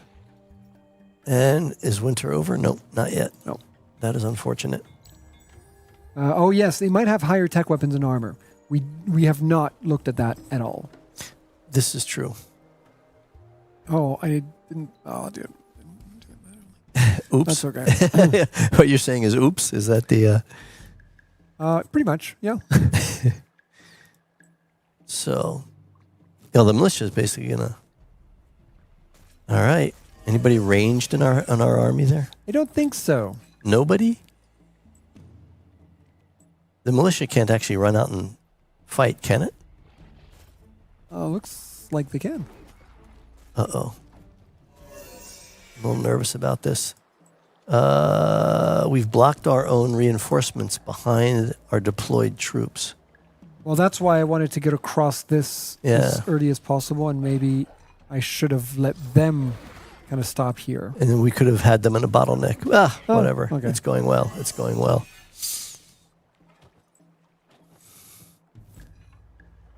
Who needs good playstyle if you've got superior firepower, right? Yes. There we go. Nothing quite like cannon fodder to make a good army. Great. Very All right. good. All right. Okay, these guys are... I think I'll just stick with... I just want to make it through winter. About to go bankrupt. Oh, minus 72? Who did what? All right, well... I guess do this? And even that's not enough. What the heck? I mean, okay. So what happens? Do I... Bad things happen. They start selling off the... Oh my God. start selling off things that have been built and disbanding armies and... I just lost all my armies. Yeah. Every single one.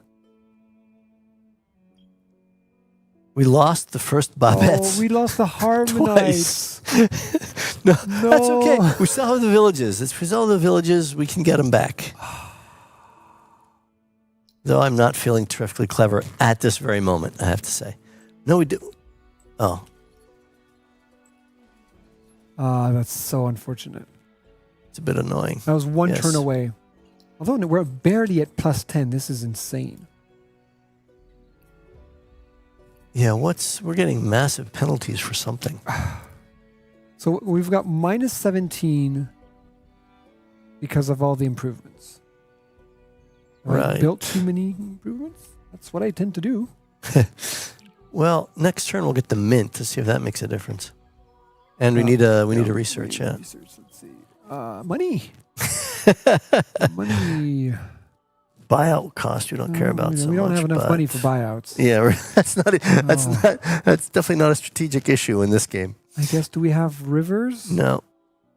I We don't have think we're rivers or on. lakes. Oh, there we go. We've got a lake here. Yeah, And we a don't have lake any. here.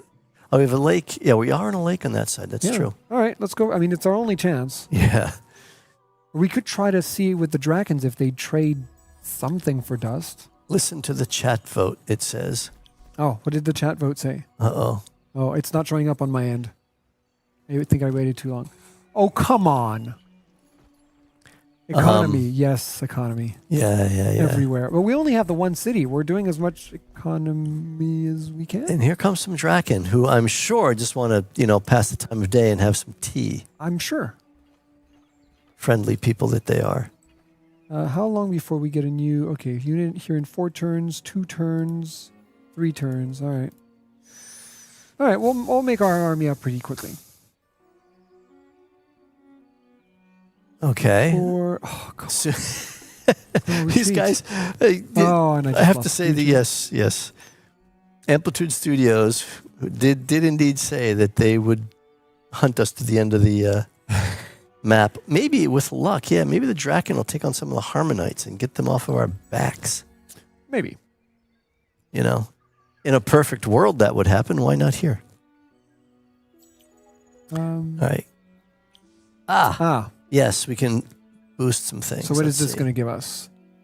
Plus well, food and plus approval? Approval would be nice. This would And I be... don't have any trade. Ooh, trade Trade routes. Oh. Gee, did we forget something? All right. Okay. All right. Okay. Well, let's activate them both. Sure. I'm thinking, what the heck? Let's retreat. It cannot hurt. And We'll just keep dying slowly instead of dying nobly in battle, but that's fine. that's fine. Okay. Harmonites, yes, thank Trade you. routes. Do we have any of that? Commercial. Commercial agreement. Increase the dust gained from trade routes. How do I create No. trade routes? Check technologies.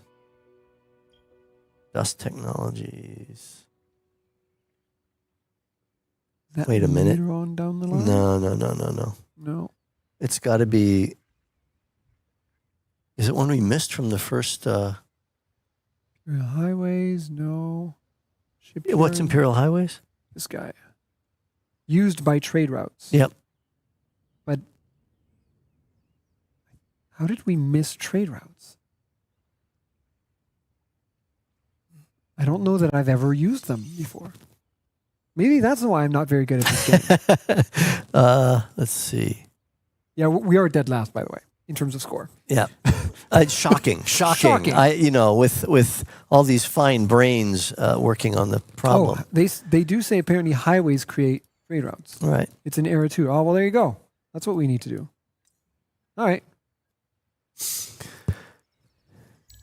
All right, now we got plus 48 per turn. Oh, sure, because we're... Oh, come on. Yeah, lighten Yes. up, All guys. right, well, the the every thing is, unit has disappeared now. they don't leave the region, though. The problem is we couldn't get around them to get out of the region, so it's sort of problematic. We need to convert that last village. I don't have any units left. Jeez, Bill, what have you been doing? See, there you go. But I don't know if that can... There we go. I've got a unit here. I'm going to create the army and come over here. It's a shame because now we do have enough influence to convert the village. And now we have one incredibly slow unit. It's going to take you 5 years to get across the map. Okay. All right. That's fine. So those friendly Drakens are wandering all over our empire, hopefully doing friendly things. Well, to be fair, we did walk around their empire for a bit. Valid point. Okay, highways are going to be here soon.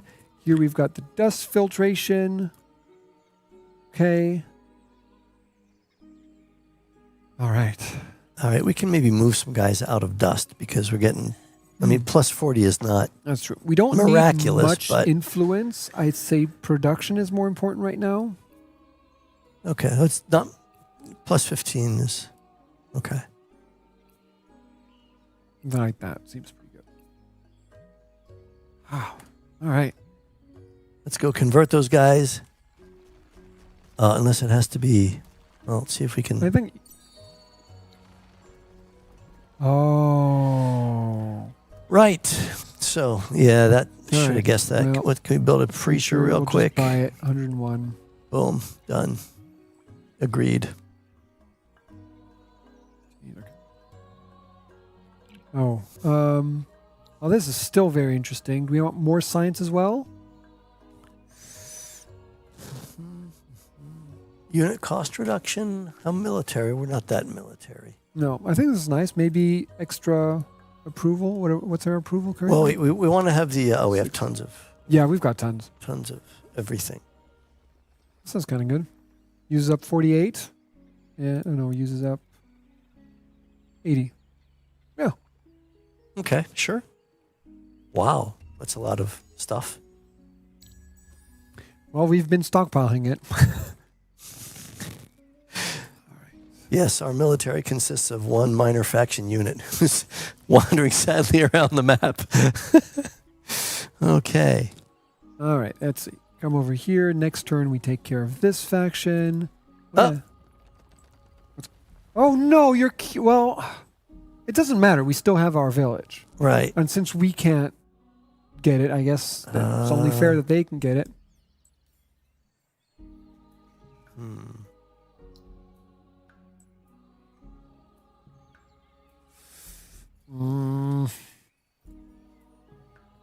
No production. Let's see. What do we have?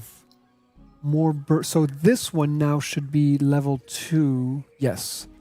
And we need 4 level 2 districts. Okay.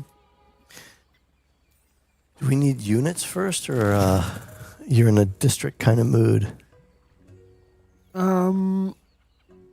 Decisions. I think maybe one more district. Ooh, yes, 4 dust. Yes, please. Okay, we've got a lot of dust currently. So what do we want to do? More research, I think. Maybe a little bit more of this and more. All right. Now let's get that preacher over to... Yay, we'll take that. Huh? All right, let's hold position on these guys and do it auto.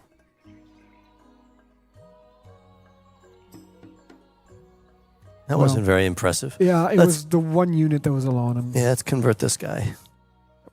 All right. Conversion. Yes. Okay, so the point of this, I guess, for the cultists is it's a very aggressive faction. You just kind of convert everyone and then go. Just go and convert, explore and convert. Well, I think we're out of time. Yes, sadly, because we were about to win the game. Yes, but absolutely. Unfortunately, we were cut off by the clock. Oh gosh! Jeez, this far from victory. Yes, I believe. Let's look at the time. No, we've got it until a quarter past. No, we're fine. We've got a few more minutes. Okay. I thought we were already over, but no, we're okay. So we're gonna have to 162. I think let's just try to catch up with someone else.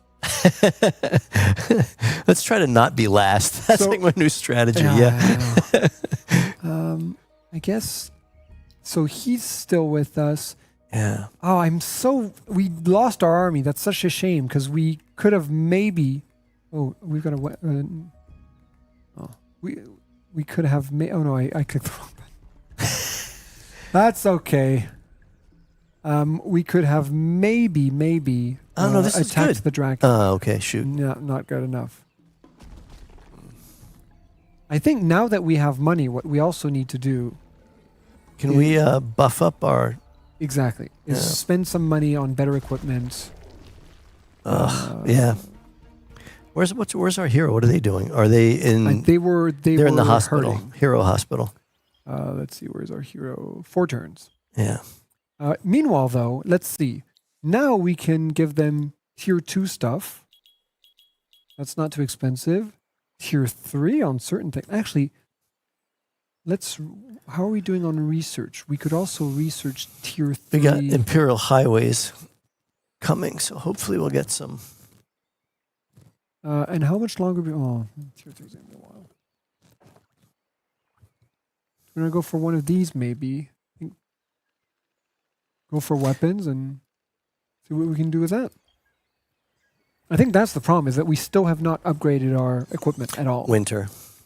Oh, we're at +1. I can't believe we're positive in winter. Everything's just fine. We have learned so much. Let's bring our armies over, bring them together if we can. -12 now. It's getting worse. Really? Yeah. I haven't changed anything. No, winter's like that on Oregon. It's very, very unforgiving. But that's how the game designers like it, so what can you do? Well, at least... Okay, Imperial Highways. Great.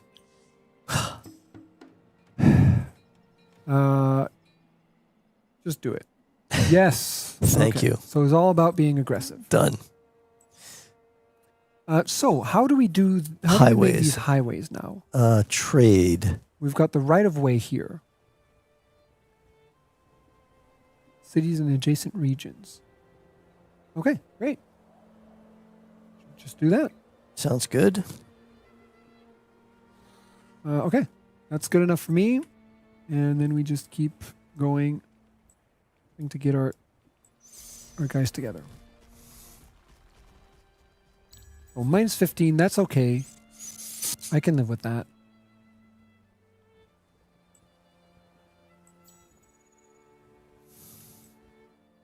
Okay, we've got our first army here. I'd like to have bigger armies, but I don't know that that's the priority right now.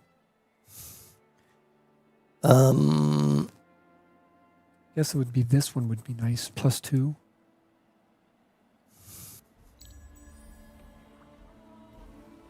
Right away. Okay, so now do we have roads? Oh, you know what? We don't. We have one city. Well, it does it for our neighbors as well, It should, if yeah. they have the thing built as well, Mhm. which no one does. So these guys have. Is that a city? Are No, those 3 these are cities? ruins. Oh, yes, they do Yeah. have 3 cities here. Right. Oh, yeah. Oh, sorry, I was looking at the wrong thing. Yep. And we've got the green guys coming up over here. Yep. And the yellow guys over on the right there. Oh, still in the queue. Yeah.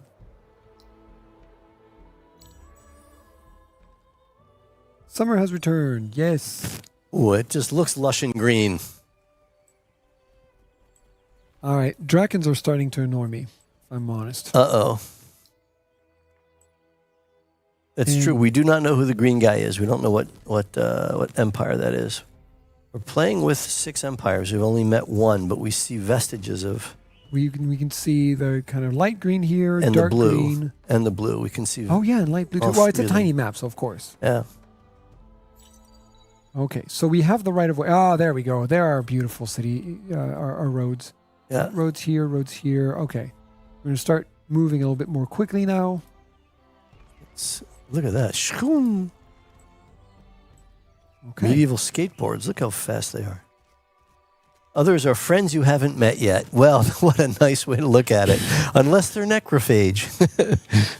Well, hey, I won't judge your friends. Okay, what else? We need to build something more here. I guess Harmonites maybe, or Preachers if we want to assimilate. Yeah, well, or we convert, rather. have essentially 0 units right now, right? Because No, all our we've- armies got disbanded. we've I mean, got of our this- own guys. of we've got cultists. a Preacher. There's a preacher. Okay. A Preacher. It's not terribly reassuring, but it's something. Okay, well, let's build another Preacher. Yeah, agreed. And what else? Here, we're not attacked much. No, No.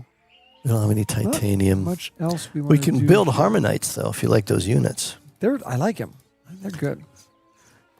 So I think that means we can take away a little bit on production and put it back into, say, maybe. Money or influence? Dust. It's got so much influence. I'd say dust, because then we can just make very good weapons. Huh? That's true. Um, I've heard Harmonites might be strong, says a sarcastic comment from the community. Yes. let's see. Weapons. We've got tier 3. Do we want to go for glass, steel, or titanium? They look pretty sick. Legendary. How much do they cost, though? They're okay. We can deal with it. We have the resources. Yeah. 104. Oof. Okay. We Yes, but certainly we're do. going to be very fancy. Bracelet of the Bastion. Army initiative boost. That's good. Oh. Ooh, high ground. I like that. If I've learned anything from Star Wars, it's the importance of the high ground. Yeah, I'm just going to go, 363. Well, never mind. I got carried away. a little bit. Oof. Oh, come on. Okay, this we can afford. All right. What the heck? All right. Let's buff this guy, see what he can do. And now I think I'm going to put No. everything in money. And now we have 6 dust. That's fine. So we're making 55. There we go. Man, those poor workers in the city must be tired. Like one day in the factory, the next day in the mint, then back to the factory. Then It's I'll just it's tell a ya. very interesting daily life because they never know where they're going to be. yeah, Every really. morning they get a call saying, "Hi, you're working in the factory today." Oh, but I put on my. It's like working for a temp agency. It's incredible. Okay, 2 armies going strong.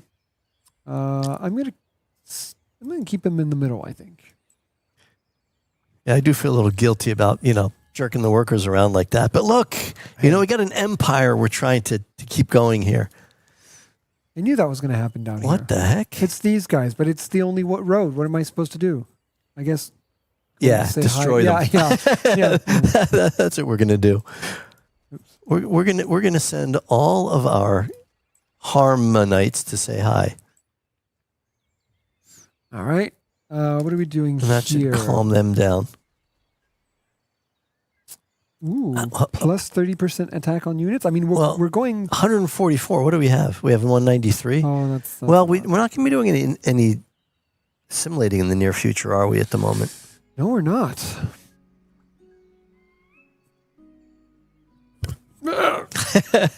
All our decisions have been made so far. We have such a good record here. How are we doing? What time is it? 17. Yep. So we're just past our time. Our next segment starts at 1:30. We're going to be talking about Endless Space 2, about the new beta for the update. Oh, excellent. Ooh. The update that was done by what? How is that possible? I don't know. But we're gonna play this 10 Harmonites because they're only. They're part of reinforcement, so they're right. Okay, yeah, of course. So that's fine. We're going to do it on manual, and we'll end it there. These guys have been a pain in our bum. Mine as well. Yes, certainly. So all right. So what are those guys? Those are Harmonites, and those are okay. So I think we just want to kind of block them over here. If we can, we want to clear these places to get our reinforcements out. Yeah. And I think we're just going to stick to here, actually. Yep, that sounds good. Exactly. Perfect. Let them come to us one at a time. Mwahaha, dare I say. Because they're not ranged, right? They're melee, I think. They are all melee, I believe. Yep. Oh, no, they're ranged. Oh, no, our strategy. I believe the technical term is oops. Yeah, I thought they were. There you go. What can you say other than I was wrong? That's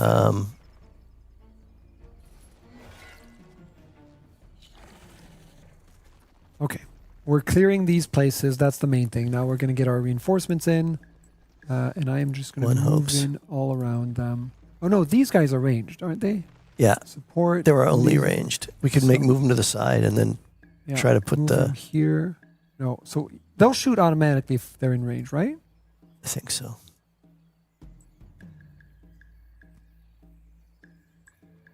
Let's see what happens if I just kind of tell them just throw things at people. Oh no! Oh no! Not that guy! Don't go not that guy! Okay. He has better initiative than the Harmonites, of course. So he managed to run up and get in the middle of things. Boy, right. all I can say, it's a good thing I don't work for the Defense Department of any of these countries because it just, things would not be going well. All right. Well, he's almost dead. That's fine. Why are you... Oh, this guy was blocking everyone. Yep. Although that was a nice AoE. He almost... Wow. Okay, well, I mean... So you just needed to get one Harmonite in, and that was good enough. And then the fun just starts. Wow, that's pretty incredible. So, we had the most amazing setup when we had Harmonites right next door to us. And if we'd known the game better, we would have had mass armies of Harmonites marching across the world. Maybe. But they did attack us quite a few times as well. Yeah. All right, done. Great. Well, that was a little better, I have to say. Yeah. So we learned something. Thank you. The community helped us What did we learn? become better players. Well, we learned how to make roads. Yes, we did. Trade routes. And that was good. I think we still don't have trade routes. I really don't think we do have trade routes, but at least we do have roads. So we can move our Harmonites around more quickly, which is very useful. Yeah, well, yeah. Harmonites are great as long as you can move them around. Right. All right. Well, this was fun, though. It was fun. it was hard because I've never played cultists before, and they've got such a different play style. They have a radically different Yeah. play style. Yeah, I mean, No. the ideas the community came up with, and then the way that was implemented in the game by the designers and the programmers, it's a radically different faction to play. It very, really very is. fun. Yeah. I mean, I think if you know them well, as certain members have said, they're really fun to play, but you do have to know them. Yep. Yeah. Well, that's the thing is if you know the game well, I think it seems to be a fan favorite. The cultists, not only because, well, I suppose the community has a certain ownership on They do. on the faction. They love the Unfallen for Space 2 for the same reason. They're also cool factions. So I could go on about the Unfallen, but I won't because it's not rant time. It's always rant time. For me, yes, maybe. Anyway. All right. Well, that thank was you great. so much for following us for this stream. It was very, very cool. Thank you for your insights, Yes. Jeff. Thank you, everybody. Bill, it was a lot of fun. Yeah, absolutely. Thank you. Little reminder, you can get Endless Legend for free on Games Together. So head on over there and get this game for free and try the cultists for yourself. And I just saw in Yes. chat that the first reward from the stretch goals has been unlocked. So go enjoy your Humankind wallpapers. Excellent. And we're going to take a short break. And just after that, you are going to get some gameplay from Endless Space 2 and the new beta for the update that is coming up very, very soon that you can also play if you check out the game on A Steam. lot of excellent work from the community, a couple of Yes. outstanding members of the community on that update. They've taken the ideas we had with the Nakalim and the Academy and run with it and done some really cool stuff. So Things stay that I think tuned. have been asked for a long time coming. Yes, So, yeah. and a few fixes that, shall we say, we dragged our feet on. But anyway, But yes. they're here. Yeah, So they're here. stick with us. We're going to take a short break, and we'll see you in just a few minutes for some Endless Space 2.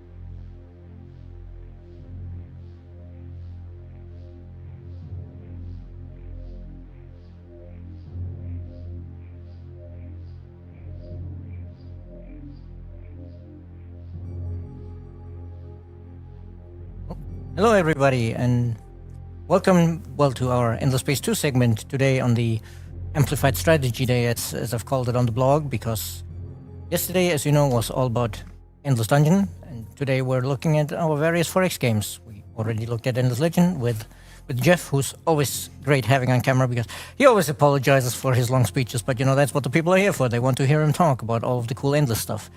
And today, and now we're gonna look at Endless Space 2, specifically at the beta preview, because we hired some community members to put some more polish on parts of ES2, because obviously, we're busy with Humankind and Endless Dungeon, and we knew them, and we knew that they also already understood the data and the code of the game, because they had already been modding and messing with that, and so we could trust them to actually tackle that.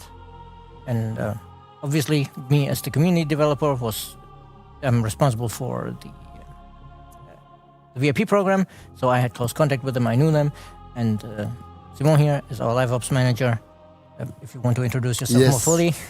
Hello everyone, thank you Stephanie for this introduction.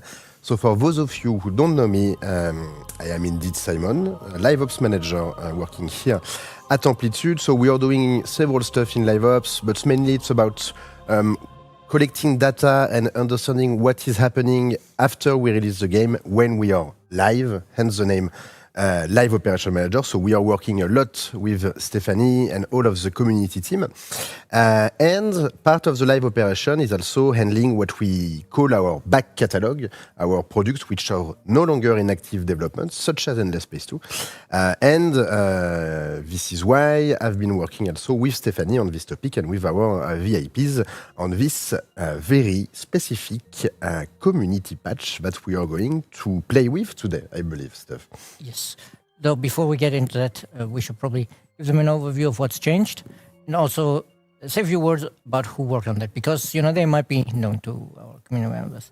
So we mostly had Captain Cobbs working on game design, and he was helped by Chaos Will Rise and Frost Gremlin, especially on the topic of combat, because they had already put a lot of thought into how to make the combat more balanced, more interesting. Because we knew from old feedback that there were a couple of dominant strategies in the battles, and it was very easy to make a fleet that was near undefeatable, basically, once you had figured out how the combat system works. And on the programming side, we had Syrob, who people who are on our community Discord probably know, because he's our resident AI overlord who handles all of the day-to-day operations of the Discord. And the focus of this patch that we asked them to work on was predominantly Awakening, because we had seen the reception and that a lot of people just felt that some aspects of it weren't fun. That the Nakalim were cool in concept, but it didn't quite work out to get the gameplay to feel like what the story was saying about them. And the same with the Academy, with they added a few more difficulty options and different ways to interact with the Academy, so that you can customize your experience a bit more, and you can also play with them a bit more, instead of just this, Ysander shows up at your door and goes, "I'm once again asking for your titanium support," and then you bribe him, and maybe you get the awesome fleet, maybe your neighbor does, and you need to scramble to get a different fleet to stop it. And they also tweaked that fleet. It's no longer quite as OP. Yeah, that was one of the issue in terms of balancing that we had in the initial patch. As you said, the vision was here, it was cool, it was part of what we wanted to deliver, but the execution was flawed, unfortunately, to put it bluntly, on several levels. And so this is why we were not obviously happy with the level of quality that Awakening had compared to other extensions on Endless Space 2. And you guys on the community were not happy as well, hence the fact that we have been working a lot. A huge thanks to Syrob, to Captain Cobbs, to Frost, to Chaos. Without them, it would not have been possible to do this update. And it's it's not only great to be able to take care of Endless Space 2 because we love Endless Space 2 here. I love Endless Space 2. But it's not always easy to find the proper time and people and resources to work on back catalog game. We have other priorities. We need to juggle between Humankind and Less Dungeon, etc. So being able to reach out to our trusted community members and actually deliver a community patch, it's something which is very rewarding from a business perspective and from a work perspective. But it's also, a lot of work from a business perspective because, of course, there's a lot of paperwork involved in that kind of thing. Because, they're not a company. So contracting them took a while. And, as much as I understand, a lot of times I see people saying, oh, but why now? Why did it take so long? And the honest, simple answer is paperwork. yeah. And there's no way to make paperwork go fast. Yeah, definitely. And obviously we would have liked to see it being released earlier, and we apologize for the delay and what we faced. And we are still not yet fully live, unfortunately. We wanted to be live for today, but we still have some last tweaks to do, making sure that a couple of issues that might exist, etc., are not here. And also, we need to get the other translations ready, Yes, because we need to obviously we don't want only English speakers to enjoy this patch. Yes, of course. Dr. K, no Vajani, we need to show the Nakalim. But yes, as I was saying earlier, Etienne, if you could switch back to the game, because we mentioned the Academy difficulty settings. No, we are on the game. And we have the difficulty setting, I believe, existed before, but we'll probably keep it on normal because I don't think I can handle it on higher difficulty under the new rules because I'm not super familiar with the new balance yet. But this one is the one that our players have asked for forever, the Academy expansion, because a lot of people were saying it's kind of annoying on the gameplay side that by the time I get to the central constellation, the Academy is everywhere there, and I just can't colonize the system. But they also said, this kind of feels wrong, because like in the lore, it's like, oh, Ysander is this shadowy figure who's pulling the strings behind the scenes, and then you get to the center of the galaxy, and there's like 20 systems owned by the Academy. And that's not, that's not the image of a shadowy manipulator. So now you can say like, oh, maybe you actually liked that they compete, so you can make it even worse, or you can make it slower, or just completely turn it off, and then they keep only that one system. So you can have like classic Academy control of the galaxy while still getting all of the new interactions and the new roles and stuff like that. But for demonstration purposes, we will keep it on default settings. And I think that's everything set up. So let's just jump straight in.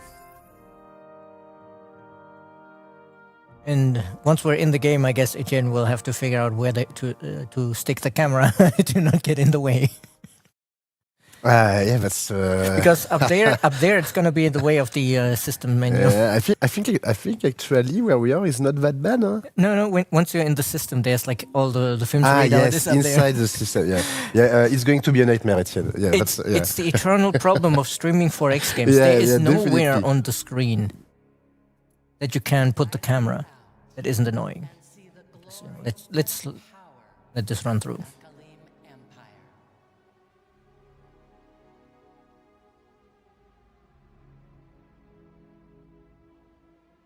Our trade routes bring the wealth of worlds to our doorstep. And our military maintains the peace.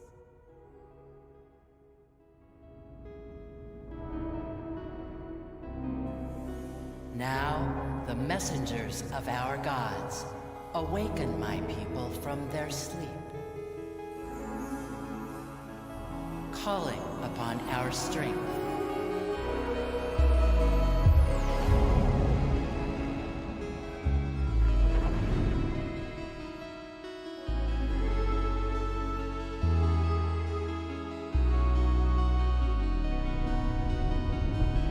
Prophecy said our time would come. I say, muster the fleets, for that time is now.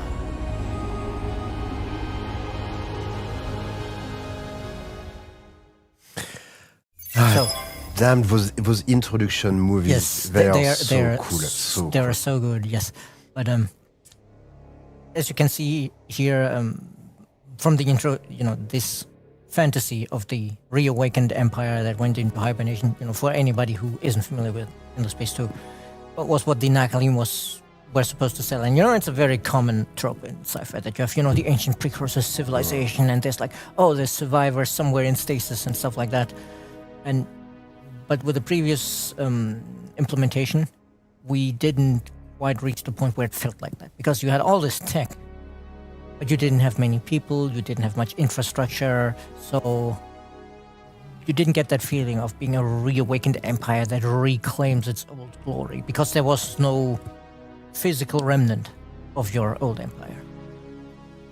And as you could see there in the intro as well, one of those people who woke up, what was her name, Maruzia, should be familiar, because that was Ysander. So they're also very closely tied into the academy. Brings us to something that we do need to bring up, namely, if you've been around in the stream for a while, we have some cool gifts to give away, namely a nice little collector's edition, I guess you could call it, because it's very exclusive, of Endless Dungeon. I don't even remember everything that's in there. I think it's the art book, it's the little blog, Card game, I believe. the card game, yes. There's a lot of physical goodies in that box, and we will be giving that away.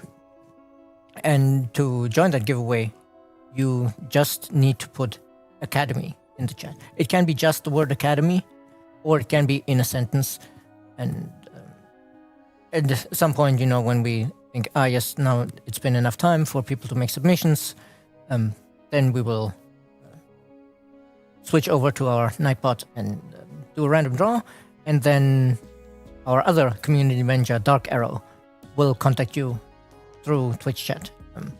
First you will have to speak up in Twitch chat so we know you're still there, and then he will contact you to arrange getting your details so we can actually send it to you, because it's a physical goodie. It's not as easy as with digital rewards where we just send you a Steam key. Would be nice if we could just teleport it over to you and you had it immediately, but we're not there. It's a cool stuff. It's a cool gift. But I guess we shouldn't teleport it, because we might get a teleporter accident, like Viggy might have had. Go to G2G and cast your vote on the Endless Dungeon hero creation. That's a good plug. Okay, so we get all of the content pop up. It's the first time we start Endless Space 2 on the streaming PC in a long time, so it's very confused. And actually you get a lot of discovered pop-ups because we have a part of the galaxy. Maybe I'm spoiling. No. I'm going too fast. This is one of the first things we need to get into. You might see here already. Wait. We see a system over here, even though that's way outside of our vision range of the system. One over there. What's going on? Well, as the Nakalim, immediately know the entire galaxy, the entire constellation. And also, we see a hint of a different constellation over here. What's going on there? Oh, would you look at that? We know where the Academy is. No, it was loading. I was afraid for a second. Yes, I was afraid it was stuck. Because obviously, since Ysander, awoke us from hibernation, that we know where the Academy is and we already have contact. That doesn't necessarily mean we can immediately make role requests, because there's if we go to the where is the diplomacy screen and go to the Academy, you can see here, they're still making up their mind. They'll get to us when they're ready to indulge in a diplomacy with us. I think I saw we have non-Fallen friends in our constellation already. Well, I'm happy with that, because it could have been worse. It could have been Cravers. Yes. But I noticed something else over here. And that's not so nice, right next to the Unfallen. Because, I was talking about, hey, there's no physical remnant of your former greatness. Now there is a hidden ruin that we can go there and, awaken our people who are still in stasis there, or restore the infrastructure, and I haven't played with it enough that I have memorized the effects. So you get some bonuses on the system when you reawaken it, but I don't remember exactly what the bonuses are. Starting with all of the constellation explored, it already feels so unique compared to other factions. I mean, obviously we are always striving for asymmetry. This is one of our trademark in the endless game. But here it's like more than ever, I think. Yes, and I mean this is definitely one where you might remember I had a lot of discussions with Cobbs because this shows his ambition for this rework. Because I was like, yeah, okay, you want to give them more information, just take their capital building and give it like plus 20 vision, so you have this giant circle. And he's like, no, it needs to be the constellation specifically. And to answer the questions in chat, for me, yes, I did, but you know, where I've heard the news about that studio, but let's focus on ES2. Because, hey, we actually have another Awakened Ruin, Sleeping Ruin here. So let's grab our cohort here and actually just send it over here so we can experience that new system. And another change they made, you know, it's a subtle thing, but we actually start with 2 exploration ships now, plus the colony ship. It was only one before? I think it was 1 each before. Okay. And of course that slows down your early exploration. Let's see, is there... So yeah, I'm not seeing any relics. Just a warning for the chat. Even if I've been working on following up on the updates, I'm like super bad at everything which is Awakening related as a player. So I will be actually discovering a lot of stuff today. It is the ancient game dev problem of when you're working on the game, you don't have enough time to play the game. There's more curiosity. I see an interesting comment in the chat. Cobbs had some ideas that didn't make the cut. Indeed, yes. Indeed. That was our job is not always easy, and part of our job was to say no to Captain Cobbs from time to time, because this is very much of a business matter. As much as I would love to keep spending time on improving Endless Space 2 to make sure that it's the best ever, we do work on a limited budget and on a limited time. That's why we cannot do everything, and we need to prioritize between the actual game and the complexity that we will have and the risk that it can induce in terms of modification. Yes, there's, you know, of course the amount of work, but also like the riskiness of like breaking stuff, and which is one of the reasons why I said like, hey, for the vision, just create a giant vision range buff instead of this complicated new thing. No, let's make this a fleet for more exploration, actually. Come on. Yeah, Cobbs is a fountain of fun ideas. I like this description. And yes, Dr. Kane, I do think that a lot of the job as being, I'm not a game designer myself, obviously, and I've never been, and I don't have the creative mind for that. I like to just produce things. But yeah, being able to do some compromise and making sure that you're able to prioritize is actually a huge part of the job. Am I allowed to make a terrible joke about you saying that you like to produce things? I don't know. Yes, go ahead. So you're saying you like saying no to people? Yes. Yeah, I do. But sometimes it's about saying yes from time to time, you know. Oh, no, we don't have enough dust for the complete redesign. Let's see if we can at least get some better engines and probes in there. This screen as well is beautiful. Well, first of all, I'm so happy to be paid today to be streaming one of my favorite games of all time. This is like we are privileged people on that. That's for certain. And I think that Endless Space 2 is so beautiful. And each time I see some screens like the ship screen that we were seeing, it's. Well, our artist did a great job. I think that Matthias, our lead 3D artist, he was on stream before talking about Legend. Yeah, he has been doing a kick-ass job on this project. Oh, yes. I think, you know, Matthias was also one of the people I first talked about the whole, hey, you know, we have a lot of people saying like, oh, all of the 3D art in your games is so cool. Can we get some 3D printable stuff? And I talked to him about, because he had 3D printed a little academy for himself on his desk. He's like, yeah, it's like, you know, 2 days of work to clean that up. And I was like, okay, this immediately becomes a cost question. Yeah, definitely. What do we have here? What are we doing? This is my first time, doing a gameplay stream ever. Yes. This is the first for me today. We have a system here, but it's not great for us because the Nakalim don't get science from the planet, and these are like 2 super sciencey planets, and our probes on the ship haven't recharged, so we can't even check yet if we have like nice resources here. So we'll come back there with one of the other ships later. But you can see here how bad we are at. If we have enough entries, then yes, we can roll the giveaway. So yeah, our stream producer, not the type of producer who says no to us, just told us we have enough entries in the giveaway, so let's roll for that.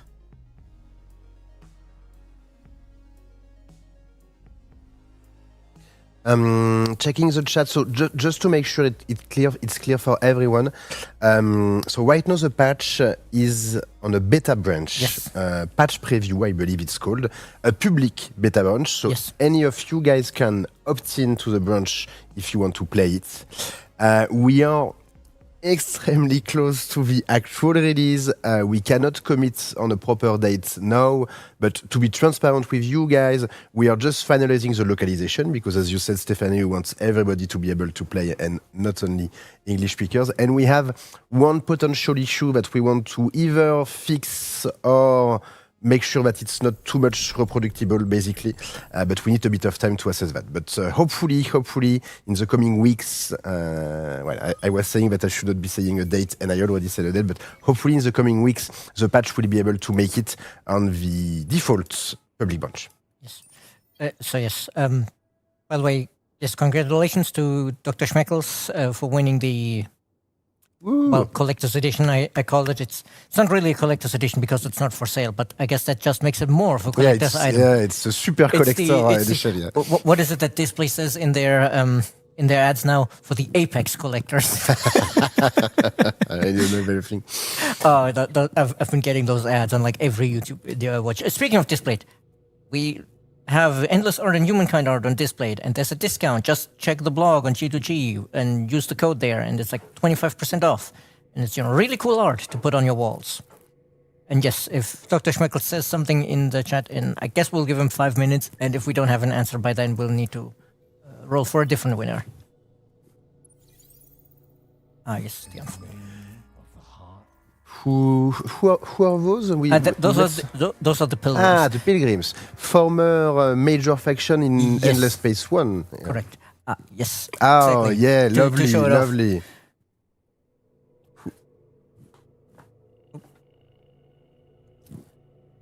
It may look a bit distorted on camera here because it's still wrapped. It's not as wavy once you unwrap it. This is an issue? Is it an issue? Yes, it's a issue. It's not an issue, it's a issue.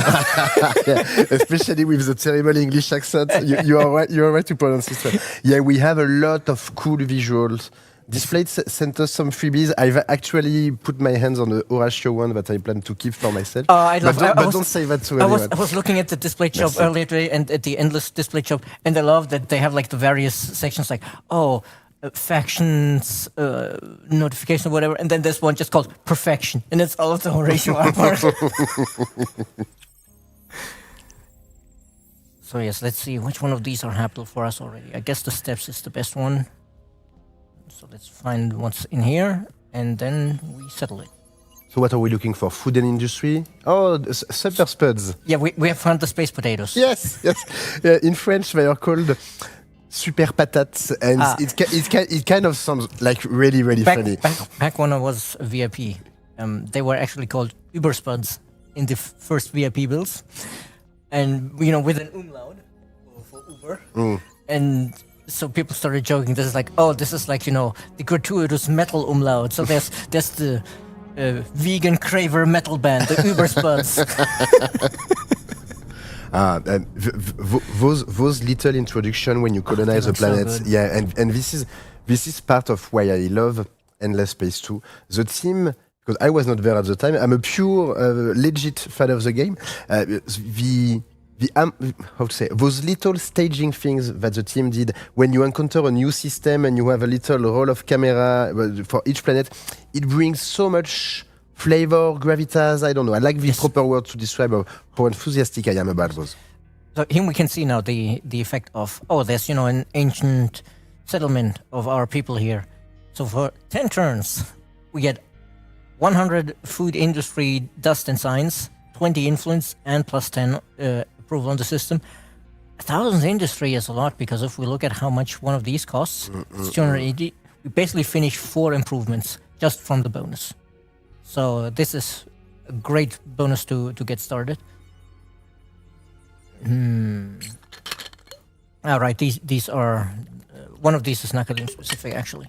Yes. I think this is actually a new one that they made. Research retreats. I think this wasn't in the game before, but I'm not 100% sure about that, because do we still have the petitioner? Maybe that's another one of the effects of that, but the one down here is a nice large system, so let's grab that as well.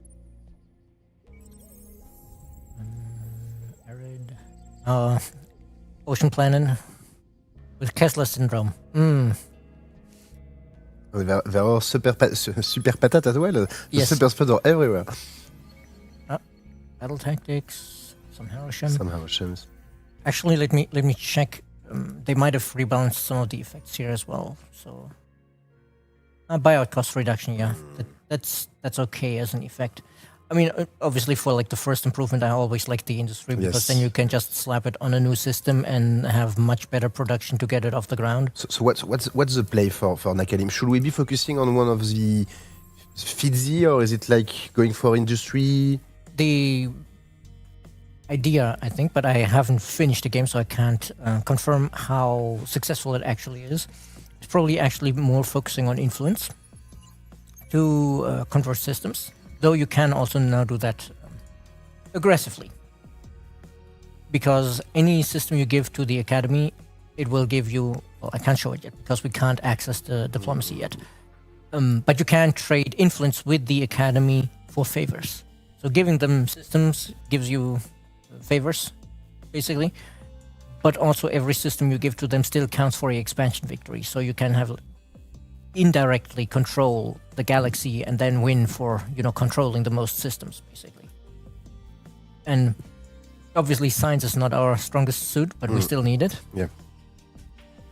And otherwise, I think, with any faction, almost any faction, it's always early game is food and industry, because you need to get your economy off the ground. Well, I guess we'll stick with the religious play for the Nakalim to play into the theme a bit.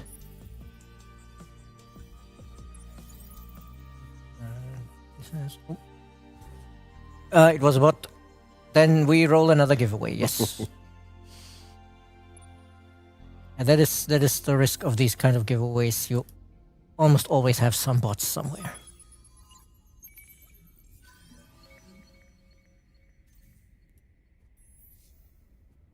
Quevlar?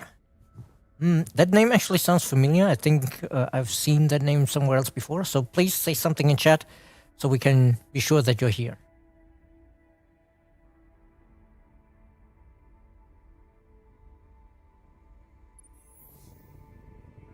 Okay, so we do have a winner this time then.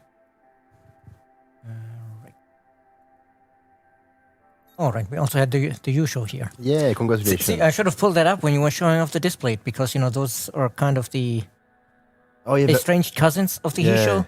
I think the Hisho have been changed by the Endless, and the Yusho are kind of like the original people, as far as I remember. But I'm a bit blurry. I can't keep track of all of this quite as well as Jeff can.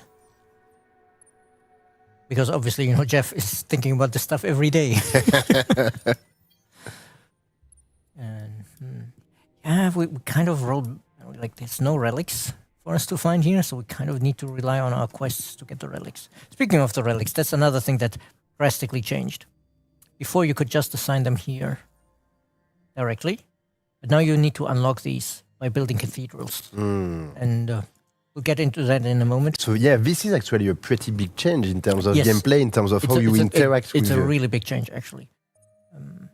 We should actually just, boost our growth a little bit, I think. Should we? I'm always uncomfortable enacting this particular law. Which one? Um, Yes. this has some implications I am not comfortable with. So let's stay away from that one. You wait because there's more anomalies there to search. Yes, obviously the temples I will probably want to build more on the systems that are... Oh no, wait, those are unfallen. We can't convert those, so we'll have to get over to the center somewhere. Because the temples now are actually no longer here. But you can see somewhere in here should be... So Here, yes, the Cathedral of the Lost. And you can see, you can build one only for every 4 temples in your empire. So you're like, okay, where's the temple? Well, it's not here. Oh, it's actually one specialization. of the specializations here. And you can see the no initial planet Malus that pertains to, like, if you are ecologist, you can settle everywhere, but you get a penalty. And that overrides that. So I don't have that problem. All of the initial signs, like if we took this first planet here with its, how much is it? Between the anomalies and the initial signs, well, I think that might only apply to the +3, or does it apply to the +7? But that base signs before any of our system improvements, that would get turned into influence, which is why I'm saying, like, hey, you can really lean into influence. Yeah.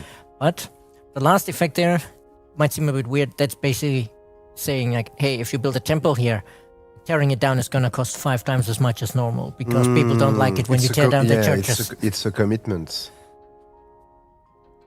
So obviously, I'm not going to start with that here on our home system necessarily. Again, quite a big change. It's funny to rediscover all of the stuff that the guys have been working on and seeing them in game for such a... it's been a long time since I've been actually able to see it, and it's big.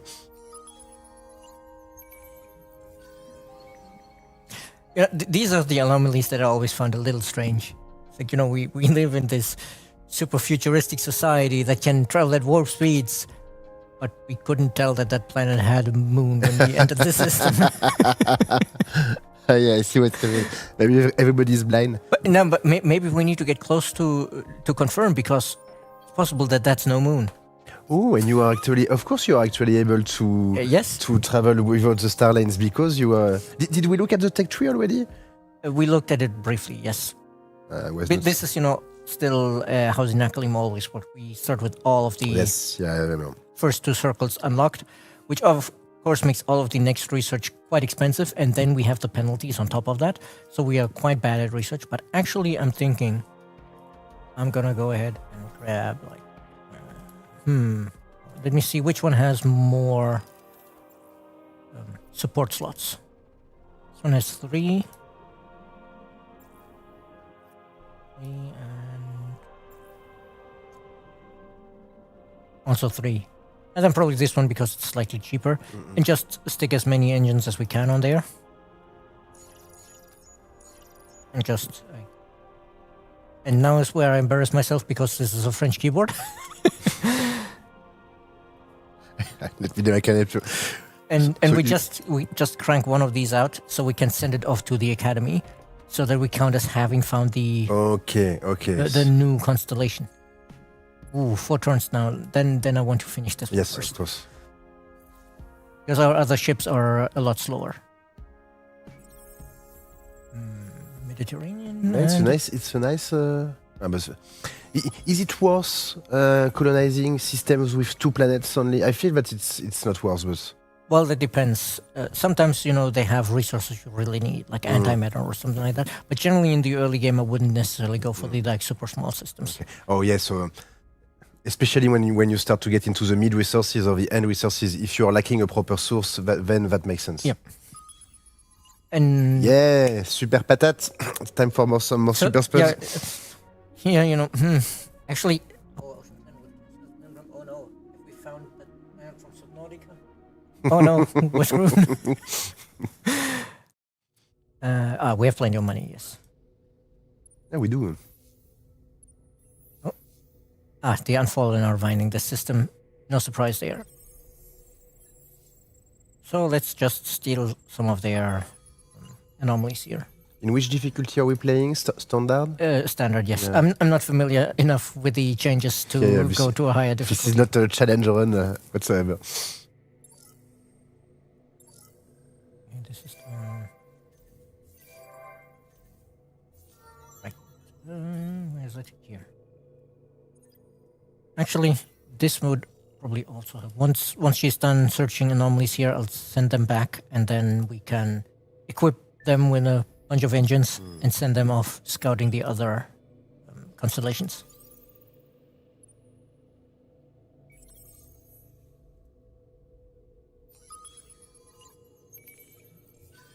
Dark Letter. That's This one is funny as well.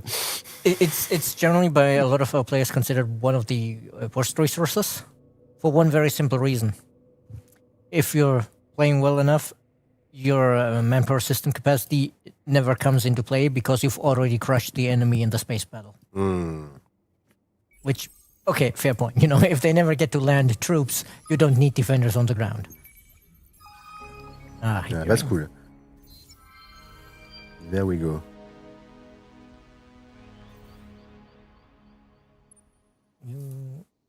Oh, okay, it's just the two of you, so let's end the turn here.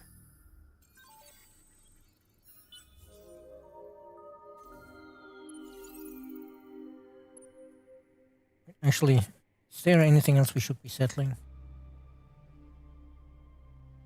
No, I guess it's not a big rush. Oh, I didn't look at what this unique planet actually is. Oh, Sikagoya, okay. what is this? It's one of the unique planets we have in Endless Space 2. And they usually are quite valuable because they have massively boosted Yes. base yields. Yeah, I see the outstanding amount of foods provided. It seems to be... 18 food, that's definitely higher than the normal monsoon, but also, 9 signs and 5 influence base. So, yeah, we should maybe build another colonizer and send it over there. The Unfallen are saying hello over here. We have plenty of dust. And you can buy out directly because we already have the We already have the technology. I see, yes. It feels so different. It feels so different. Just the map being unlocked, the technology tree being unlocked. I could project myself being an ancient empire, like waking up. Yeah, we definitely need to find the other constellations because still, haven't found a single relic in this constellation. Let's just hope we didn't break something. Is that there was one of the things that I remember. We had so many bugs to work out on the spawning algorithm for the relics.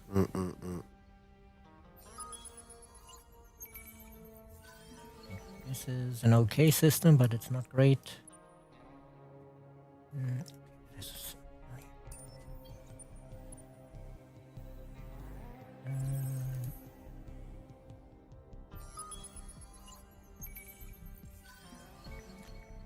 I just realized there's one thing I didn't check before we click launch. Did I actually settings? Okay, I didn't push up the speed. That's why the Academy hasn't come knocking yet. So I guess I should be playing a little quicker so we can actually see the new Academy stuff. Which means you will need to be interacting with chat because I need to focus on the game. No problem. No problem. We are talking about design formula. I have no idea, obviously, but I'm sure that is great. Yeah, no, for design formula, we would need to get on Cobb's nerves. That's beyond our knowledge. I can distract everybody with my amazing Endless Legend tattoo. I'm kind of being in the mood. Endless Legend is free. Well, I'm sure that most of you in the chat, obviously, you already know that and you already have played this amazing game. But in case you don't know, we are running a giveaway on amplifiers right now for Endless Legend. Again, I may be a bit biased, obviously, because I have an Amplitude Studio shirt, but still, I was playing Endless Legend way before I came to the studio, and I think it's a great game. Yes. And for free, well, obviously, it's a steal, it's a bargain. Yes, but yeah, no, definitely a great game. It's Endless Legend, or specifically like the expansions for Endless Legend, where how I first became a VIP, which then eventually led to me now being here and getting paid to play on stream. Yeah, a bit of hacking. Hacking is a good example of if I had plenty of time and money, Yes, I we would would love like to- us to do a bit of polish on this Yes. system, which is I not think- always. I think part of this was like there was a certain vision behind how the hacking is supposed to work, and some of that just didn't come across well in the systems, but also to the players, because there's a lot of technically when you're, for example, here with this short distance, if we had a backdoor here and we're hacking here, taking the direct route is the bad idea because of the trace coming back. And it's, it's supposed to be the hacker trope of like, oh, we cannot trace them because they're bouncing it through like 3 different satellites. But the players were always like, oh, but this takes so much longer and going the direct route, and then they get caught and then like, oh, but I keep getting caught. What good is the hacking? It's like, yeah, maybe, it felt a bit like we needed to assign the players a recommended viewing list so they know the hacker tropes. Definitely. Which isn't where you want to be with the onboarding, obviously. So it is, mea culpa, we didn't really sell the fantasy of the hacking system to the player. It's a shame because the idea is here, the system is here, but it's a matter of exposition and understanding. Well, I should not be talking about all of my frustration. It's a good opportunity to say that right now we are not planning other updates on Endless Space 2, to be transparent with you guys.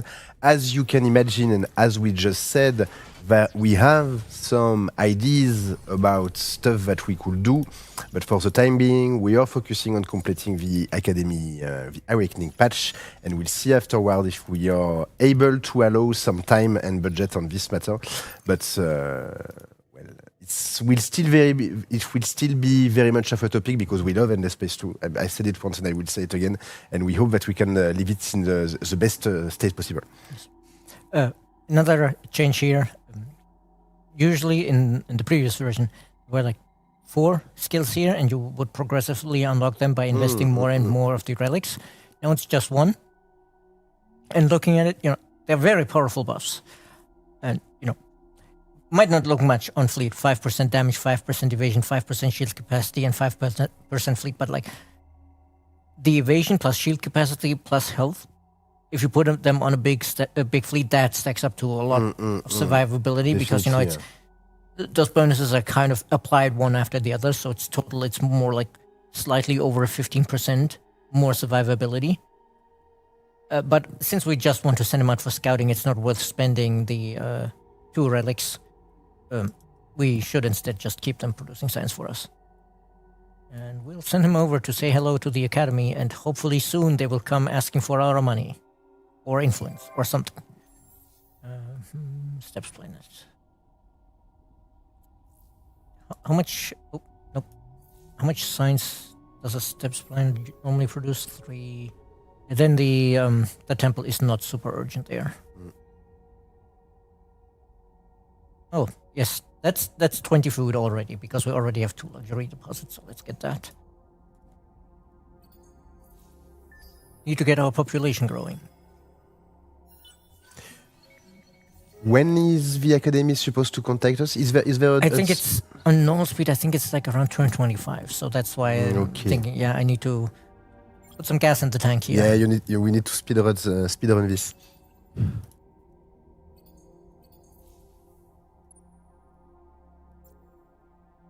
Where is it?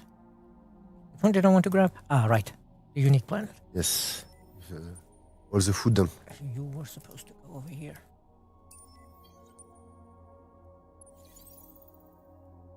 I really want to play Endless Space 2 now.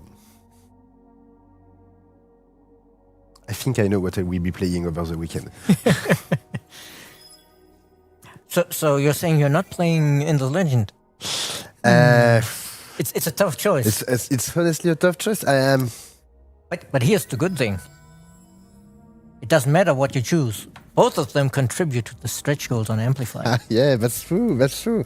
We have a campaign of stretch goals running currently where we are, I believe, taking into account all of the playtime of all our players Yes, on various games. on pretty much, well, on almost all of our games. I think Love Thyself doesn't count because we don't have tracking on Love Thyself, which is a shame because obviously that is the most perfect game we ever made.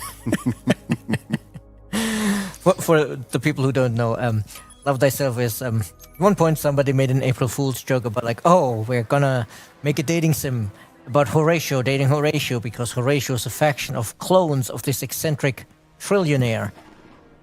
Horatio is, Sure. yeah, perfection. And he thinks he's the perfect being, and you know whether or not that is true, that's a different question. And the joke obviously was like, yeah, how do you make a dating sim when they're literally all identical people? And then eventually, we actually made the damn thing. It's less of a dating sim now; it's more of a visual novel, and it's Of course. about finding your way in Horatio's society when you have no idea what's going on because you woke up without the memories you were supposed to have. And it's free. It's free, exactly. free, It's and free it- on Steam. And it's still available you can- today, huh? It's still available. You can get a secret ending by linking your G2G account. So much secrets, Yes. so much Easter eggs. But yeah, and it's great. And like the art is great. It was our marketing artist who did it, and absolutely amazing. But also the writing is. I think it's it's genuinely funny. Like one of the examples of how it's genuinely funny is like at one point early in the game it asks you to enter your name into the system, and if you try to name yourself Horatio, because that's the original, the system goes like, no, this name is reserved only for him Yeah, because he is the of most course. perfect. I think there is something wrong with the script counting the hours because there's 57k people online in the last session. We'll be double checking that. I think that's our numbers should be fairly robust. Maybe we have an update issue. Maybe the 57k is not accurate as well. But we will be. I'm sure that some people are listening to me right now and they are already eager to take a look, and we'll see how it goes to adjust and to have the proper number. Yes. Oh, we met the Lumiras? Where? Here. What do we have here? Oh, yes, of course. We can also just... That's why we still had the petitioner, because I didn't actually click the colonize button. I clicked the awaken button. Because there's already people of our civilization here, so we can just crack open the cryopods. Well, I guess on that planet they might not even have needed cryopods, because oh my god, this looks way too cold. It's almost as bad as Parasite. I mean, obviously we're complaining at a very high level there, but I guess it's a universal truth of European countries that the first time it's cold in a year, they're completely unprepared and there's ice everywhere. Yes. Each time. It was the same in Germany. There There he is. The perfection. My favorite man in the world. And I love when you do a game with like only Horatio and you have all of these Prime Horatio, I'm Horatio, the first Horatio. Horatio is definitely my favorite faction, and it's my first real game of Endless Space 2. I played Horatio, and I fell in love with the game because of that. The unique ability of the Horatio being able to splice genes. So obviously, it's horrible. Horatio is a horrible person, but I do not condone the action of Horatio, and I hereby say it. But it makes so much sense to have a food expansion-based gameplay where you are actually trying in terms of lore to be the best person in the world. It's consistent and coherent from a gameplay Forex perspective and from a lore narrative perspective. And food-related and population-related gameplay, they are not that common, I believe, in Forex in the end. So Yes, and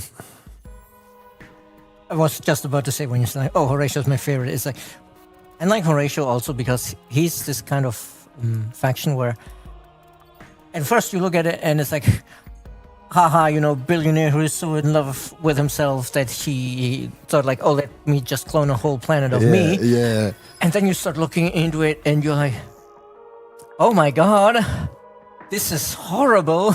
And it's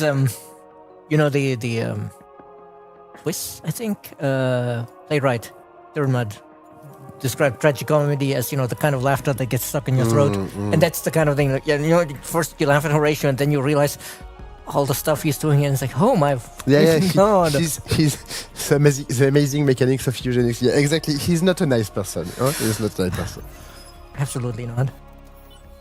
Okay. This is also one quest I was waiting for, this is why I was hesitant to colonize that planet at first. Because the next step is going to ask us to colonize another unique planet. Yes. But I didn't want to wait any longer. But this one is still absolutely amazing. It's so good, the 25% speed boost.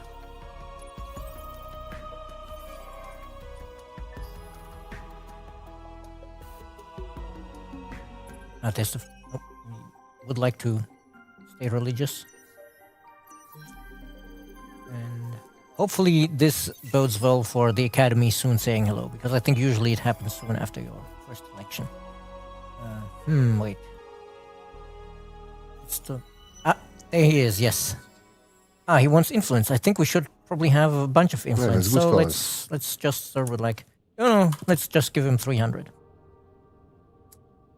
So what's happening here for the people who don't really know the system? Yes. So the Academy is, as mentioned before, a powerful organization, and a lot of these heroes we have who lead our fleets and govern our systems, they are people who got exposed to dust, which is, it's complicated. It's sort of like a nanite swarm, but there's artificial dust that the Endless made, and then there's primordial dust that actually came from the Lost, which are these ancient star gods, like Auriga, the planet of Endless Legend, was one of the Lost. But if you get exposed to dust, actually you're most likely gonna die. But 0.1% or so of the people who get exposed to dust survive, and then they develop superpowers, and they go to the Academy to learn to wield these powers. And then he's like, okay, and now, you work for that empire and just spy on them and give me all the information. You work for that empire and spy for them and give me all the information. And in the Awakening DLC, you can also, he contacts you and it's like, hey, running this place costs a lot of moolah. Give me your money, give me your industry, give me your influence. And in return, you can lobby. No, that also sounds awful. You can be appointed to one of these positions for your... Thanks to your very generous donation. No, the generous donations are completely unconnected. This is not at all a corrupt system. And they have different effects. The Spear, you get control of a powerful fleet. Yes. Which is not as powerful anymore, because before... this one of the key issues that we had. There were key issues. One was that you could use the fleet to invade systems. You had actual ground soldiers on it, which you weren't supposed to have, so you could just steamroll another player. And the other problem was that the Academy had this stress level to see how much conflict there is in the galaxy, and something was wrong in the formula. So they were immediately everybody's controlling 20 planets and they're constantly at war or whatever, when that wasn't even true, because everybody had just started the game. So it was way too powerful. And that should be much better now. The Vault Keeper, Vault, I think here more in the sense of records and whatever, and because you get access to more of the laws that you can enact to gain benefits on your systems in exchange for paying influence upkeep. The Legate, this one changed drastically. This used to be called the Master of Dust, and it would just give you part of the Academy's treasury to use in diplomacy and bribe other people and whatever. No, to give as gifts to other people. We don't bribe, obviously. Now this is very different, because now you can just point at somebody and say yeah, we don't like that guy, and then everybody can fight them because you have declared a crusade against them. And the Librarian here now gets access to let me see, somewhere here, yes, this button. You can also gain access to this by controlling the Academy system, I think. Basically, we have a hotline to their HR, and they can tell us where everybody's working, and then we can phone them up and be like, hey, so what's going on that home system that you're governing? And so we have all of the insider information, which can be very useful to figure out whether or not you should be declaring war on somebody. And I guess for the sake of showing off one of the changed systems, we should actually put the legate or the librarian a little higher than these two, because these still work the same as before. And then, as said before, we also have this academy clause. So, this is This brand is- new. This is brand new. This Yeah. entire screen is new. And you can see we have this relation, and that's what I said earlier. As far as I remember, when we give the system to them, we gain relation. Otherwise, you gain relation by making the donations and things like that. And then we can make these requests like, oh, we can get temporary access to where the heroes are assigned. Or we can protect ourselves from crusades. Like if our neighbor has gotten the legate role and, we're not on good terms with them, we could be like, hey, so, Descender, could we maybe, not be the target of a crusade? We can ask them for systems that they've colonized, which, helps if you still have them expanding and get relation, get fleets, everything. And also if you're just, sick of their crap, then you just declare war on them. Yeah. And yeah, I guess one of the things to mention about the pirates have spawned here. About what I was saying earlier about the academy being too strong, I think Hobbs has made a change now where instead of it being like this stress level that tries to measure what is going on in the galaxy, right, I meant to look at that. It's a Riftborn. It is now tied to the academy power. So like the average level of heroes across the galaxy makes the academy power go up, and then their fleets get stronger. Right, we hack this system. So I think I actually do want to put a backdoor on there, so that from there we can try to hack the Unfallen. Oh, it's already 6. Yeah, 5 turns, that would be way too short. They would be tracing us. So we need to... 14 maybe a little longer than we need to. How much time 10 is fine. do we have left, Etienne? Oh, we are already over. Okay. Time goes definitely too time fast goes when too you are fast, playing yes. for this game. But, I mean, we did manage to show off the system here. I see another question. Is this out now or still in beta? So, this is still in beta right now, public beta on Endless Space 2 patch preview branch. You can choose to opt in if you want. We are very close to completing the patch, and we hope that it could be officially available in the coming weeks. Yes, as you are saying, Sublustrice, it won't change much on release, so feel free to opt in on the beta. Huge thanks, shout out again to Cyrob, to Captain Cobbs, to Frost, to Chaos, who has been working on that, who has been putting a lot of hours, maybe. We didn't get to show off any of the work that Chaos and Frost put in because they rebalanced a bunch of the combat calculations and the different modules you put on your ships to make the combat more varied. And we didn't get into any fights. So, you will have to discover that yourself. But I would definitely recommend if you try this beta branch, very easy to do. Just open the properties on Steam, go to the betas tab and pick update preview or preview. It should be obvious which one it is. I don't remember the exact name, but Patch preview, I think. Patch preview, yes. Update previews on Humankind. We should standardize those so I don't get confused. But anyway, I recommend read all of the tooltips carefully because there's so many little changes. Yeah. And so, thanks to them for a huge amount of work that it's hard to showcase in only 1 hour. Thank you, Sergio, for sharing 4 times in the chat the blog post to make sure that everybody read it. I think Sergio might have some Twitch problems there because it happened yesterday as well, where he posted the link and it showed up 4 times. This might be technical issues. We are running, so Endless Legend is free, hence the super tattoo. Which side is it? I don't know. On your left. Here, there's a tattoo. We are running also sales on all of our games. Endless Space 2 is, I believe, available for like $7-8 right now. It's cheap, yes. Yeah. It's definitely a steal for this game. So- It's like I got so many hours. Like both Legend and Space, it's like 500 hours Yeah. each in my library. So I'm sure that a lot of you in the chat, you already have the game, but if you don't know, if you don't have it, if you don't know the game, if you know someone that you want to make a late Christmas gift, you should be buying Endless Space 2 because this is the best Space 4X game in the entire universe. And I am obviously super biased when I say that. And I think we need to leave the room for... Yes, we need to leave. 8 €8, euros for 100 hours of content. And, you know, to finish this ramble, and if your friend already owns Endless Legend and Endless Space 2, then, you know, go to Displayed and buy them some cool art for their That was wall. cool. Or if they are really into Humankind, go to Final Boss Bundle. And I think it's 40% discount with the key, with the code. So you can grab some Humankind merch. And as far as I know, the shipping issues that we had initially have also been sorted out. So should be good. So we'll be having, I guess, a short break, and then Laurine, Benoit, and Noah will come to talk about Humankind. So stay with us. Though I guys. guess we should be clear for the people who were here yesterday, a different Benoit than yesterday. Yes. All our creative people are Benoit. We have so many Benoits. But yeah, they will be talking about the George Sand update. So stay tuned, guys.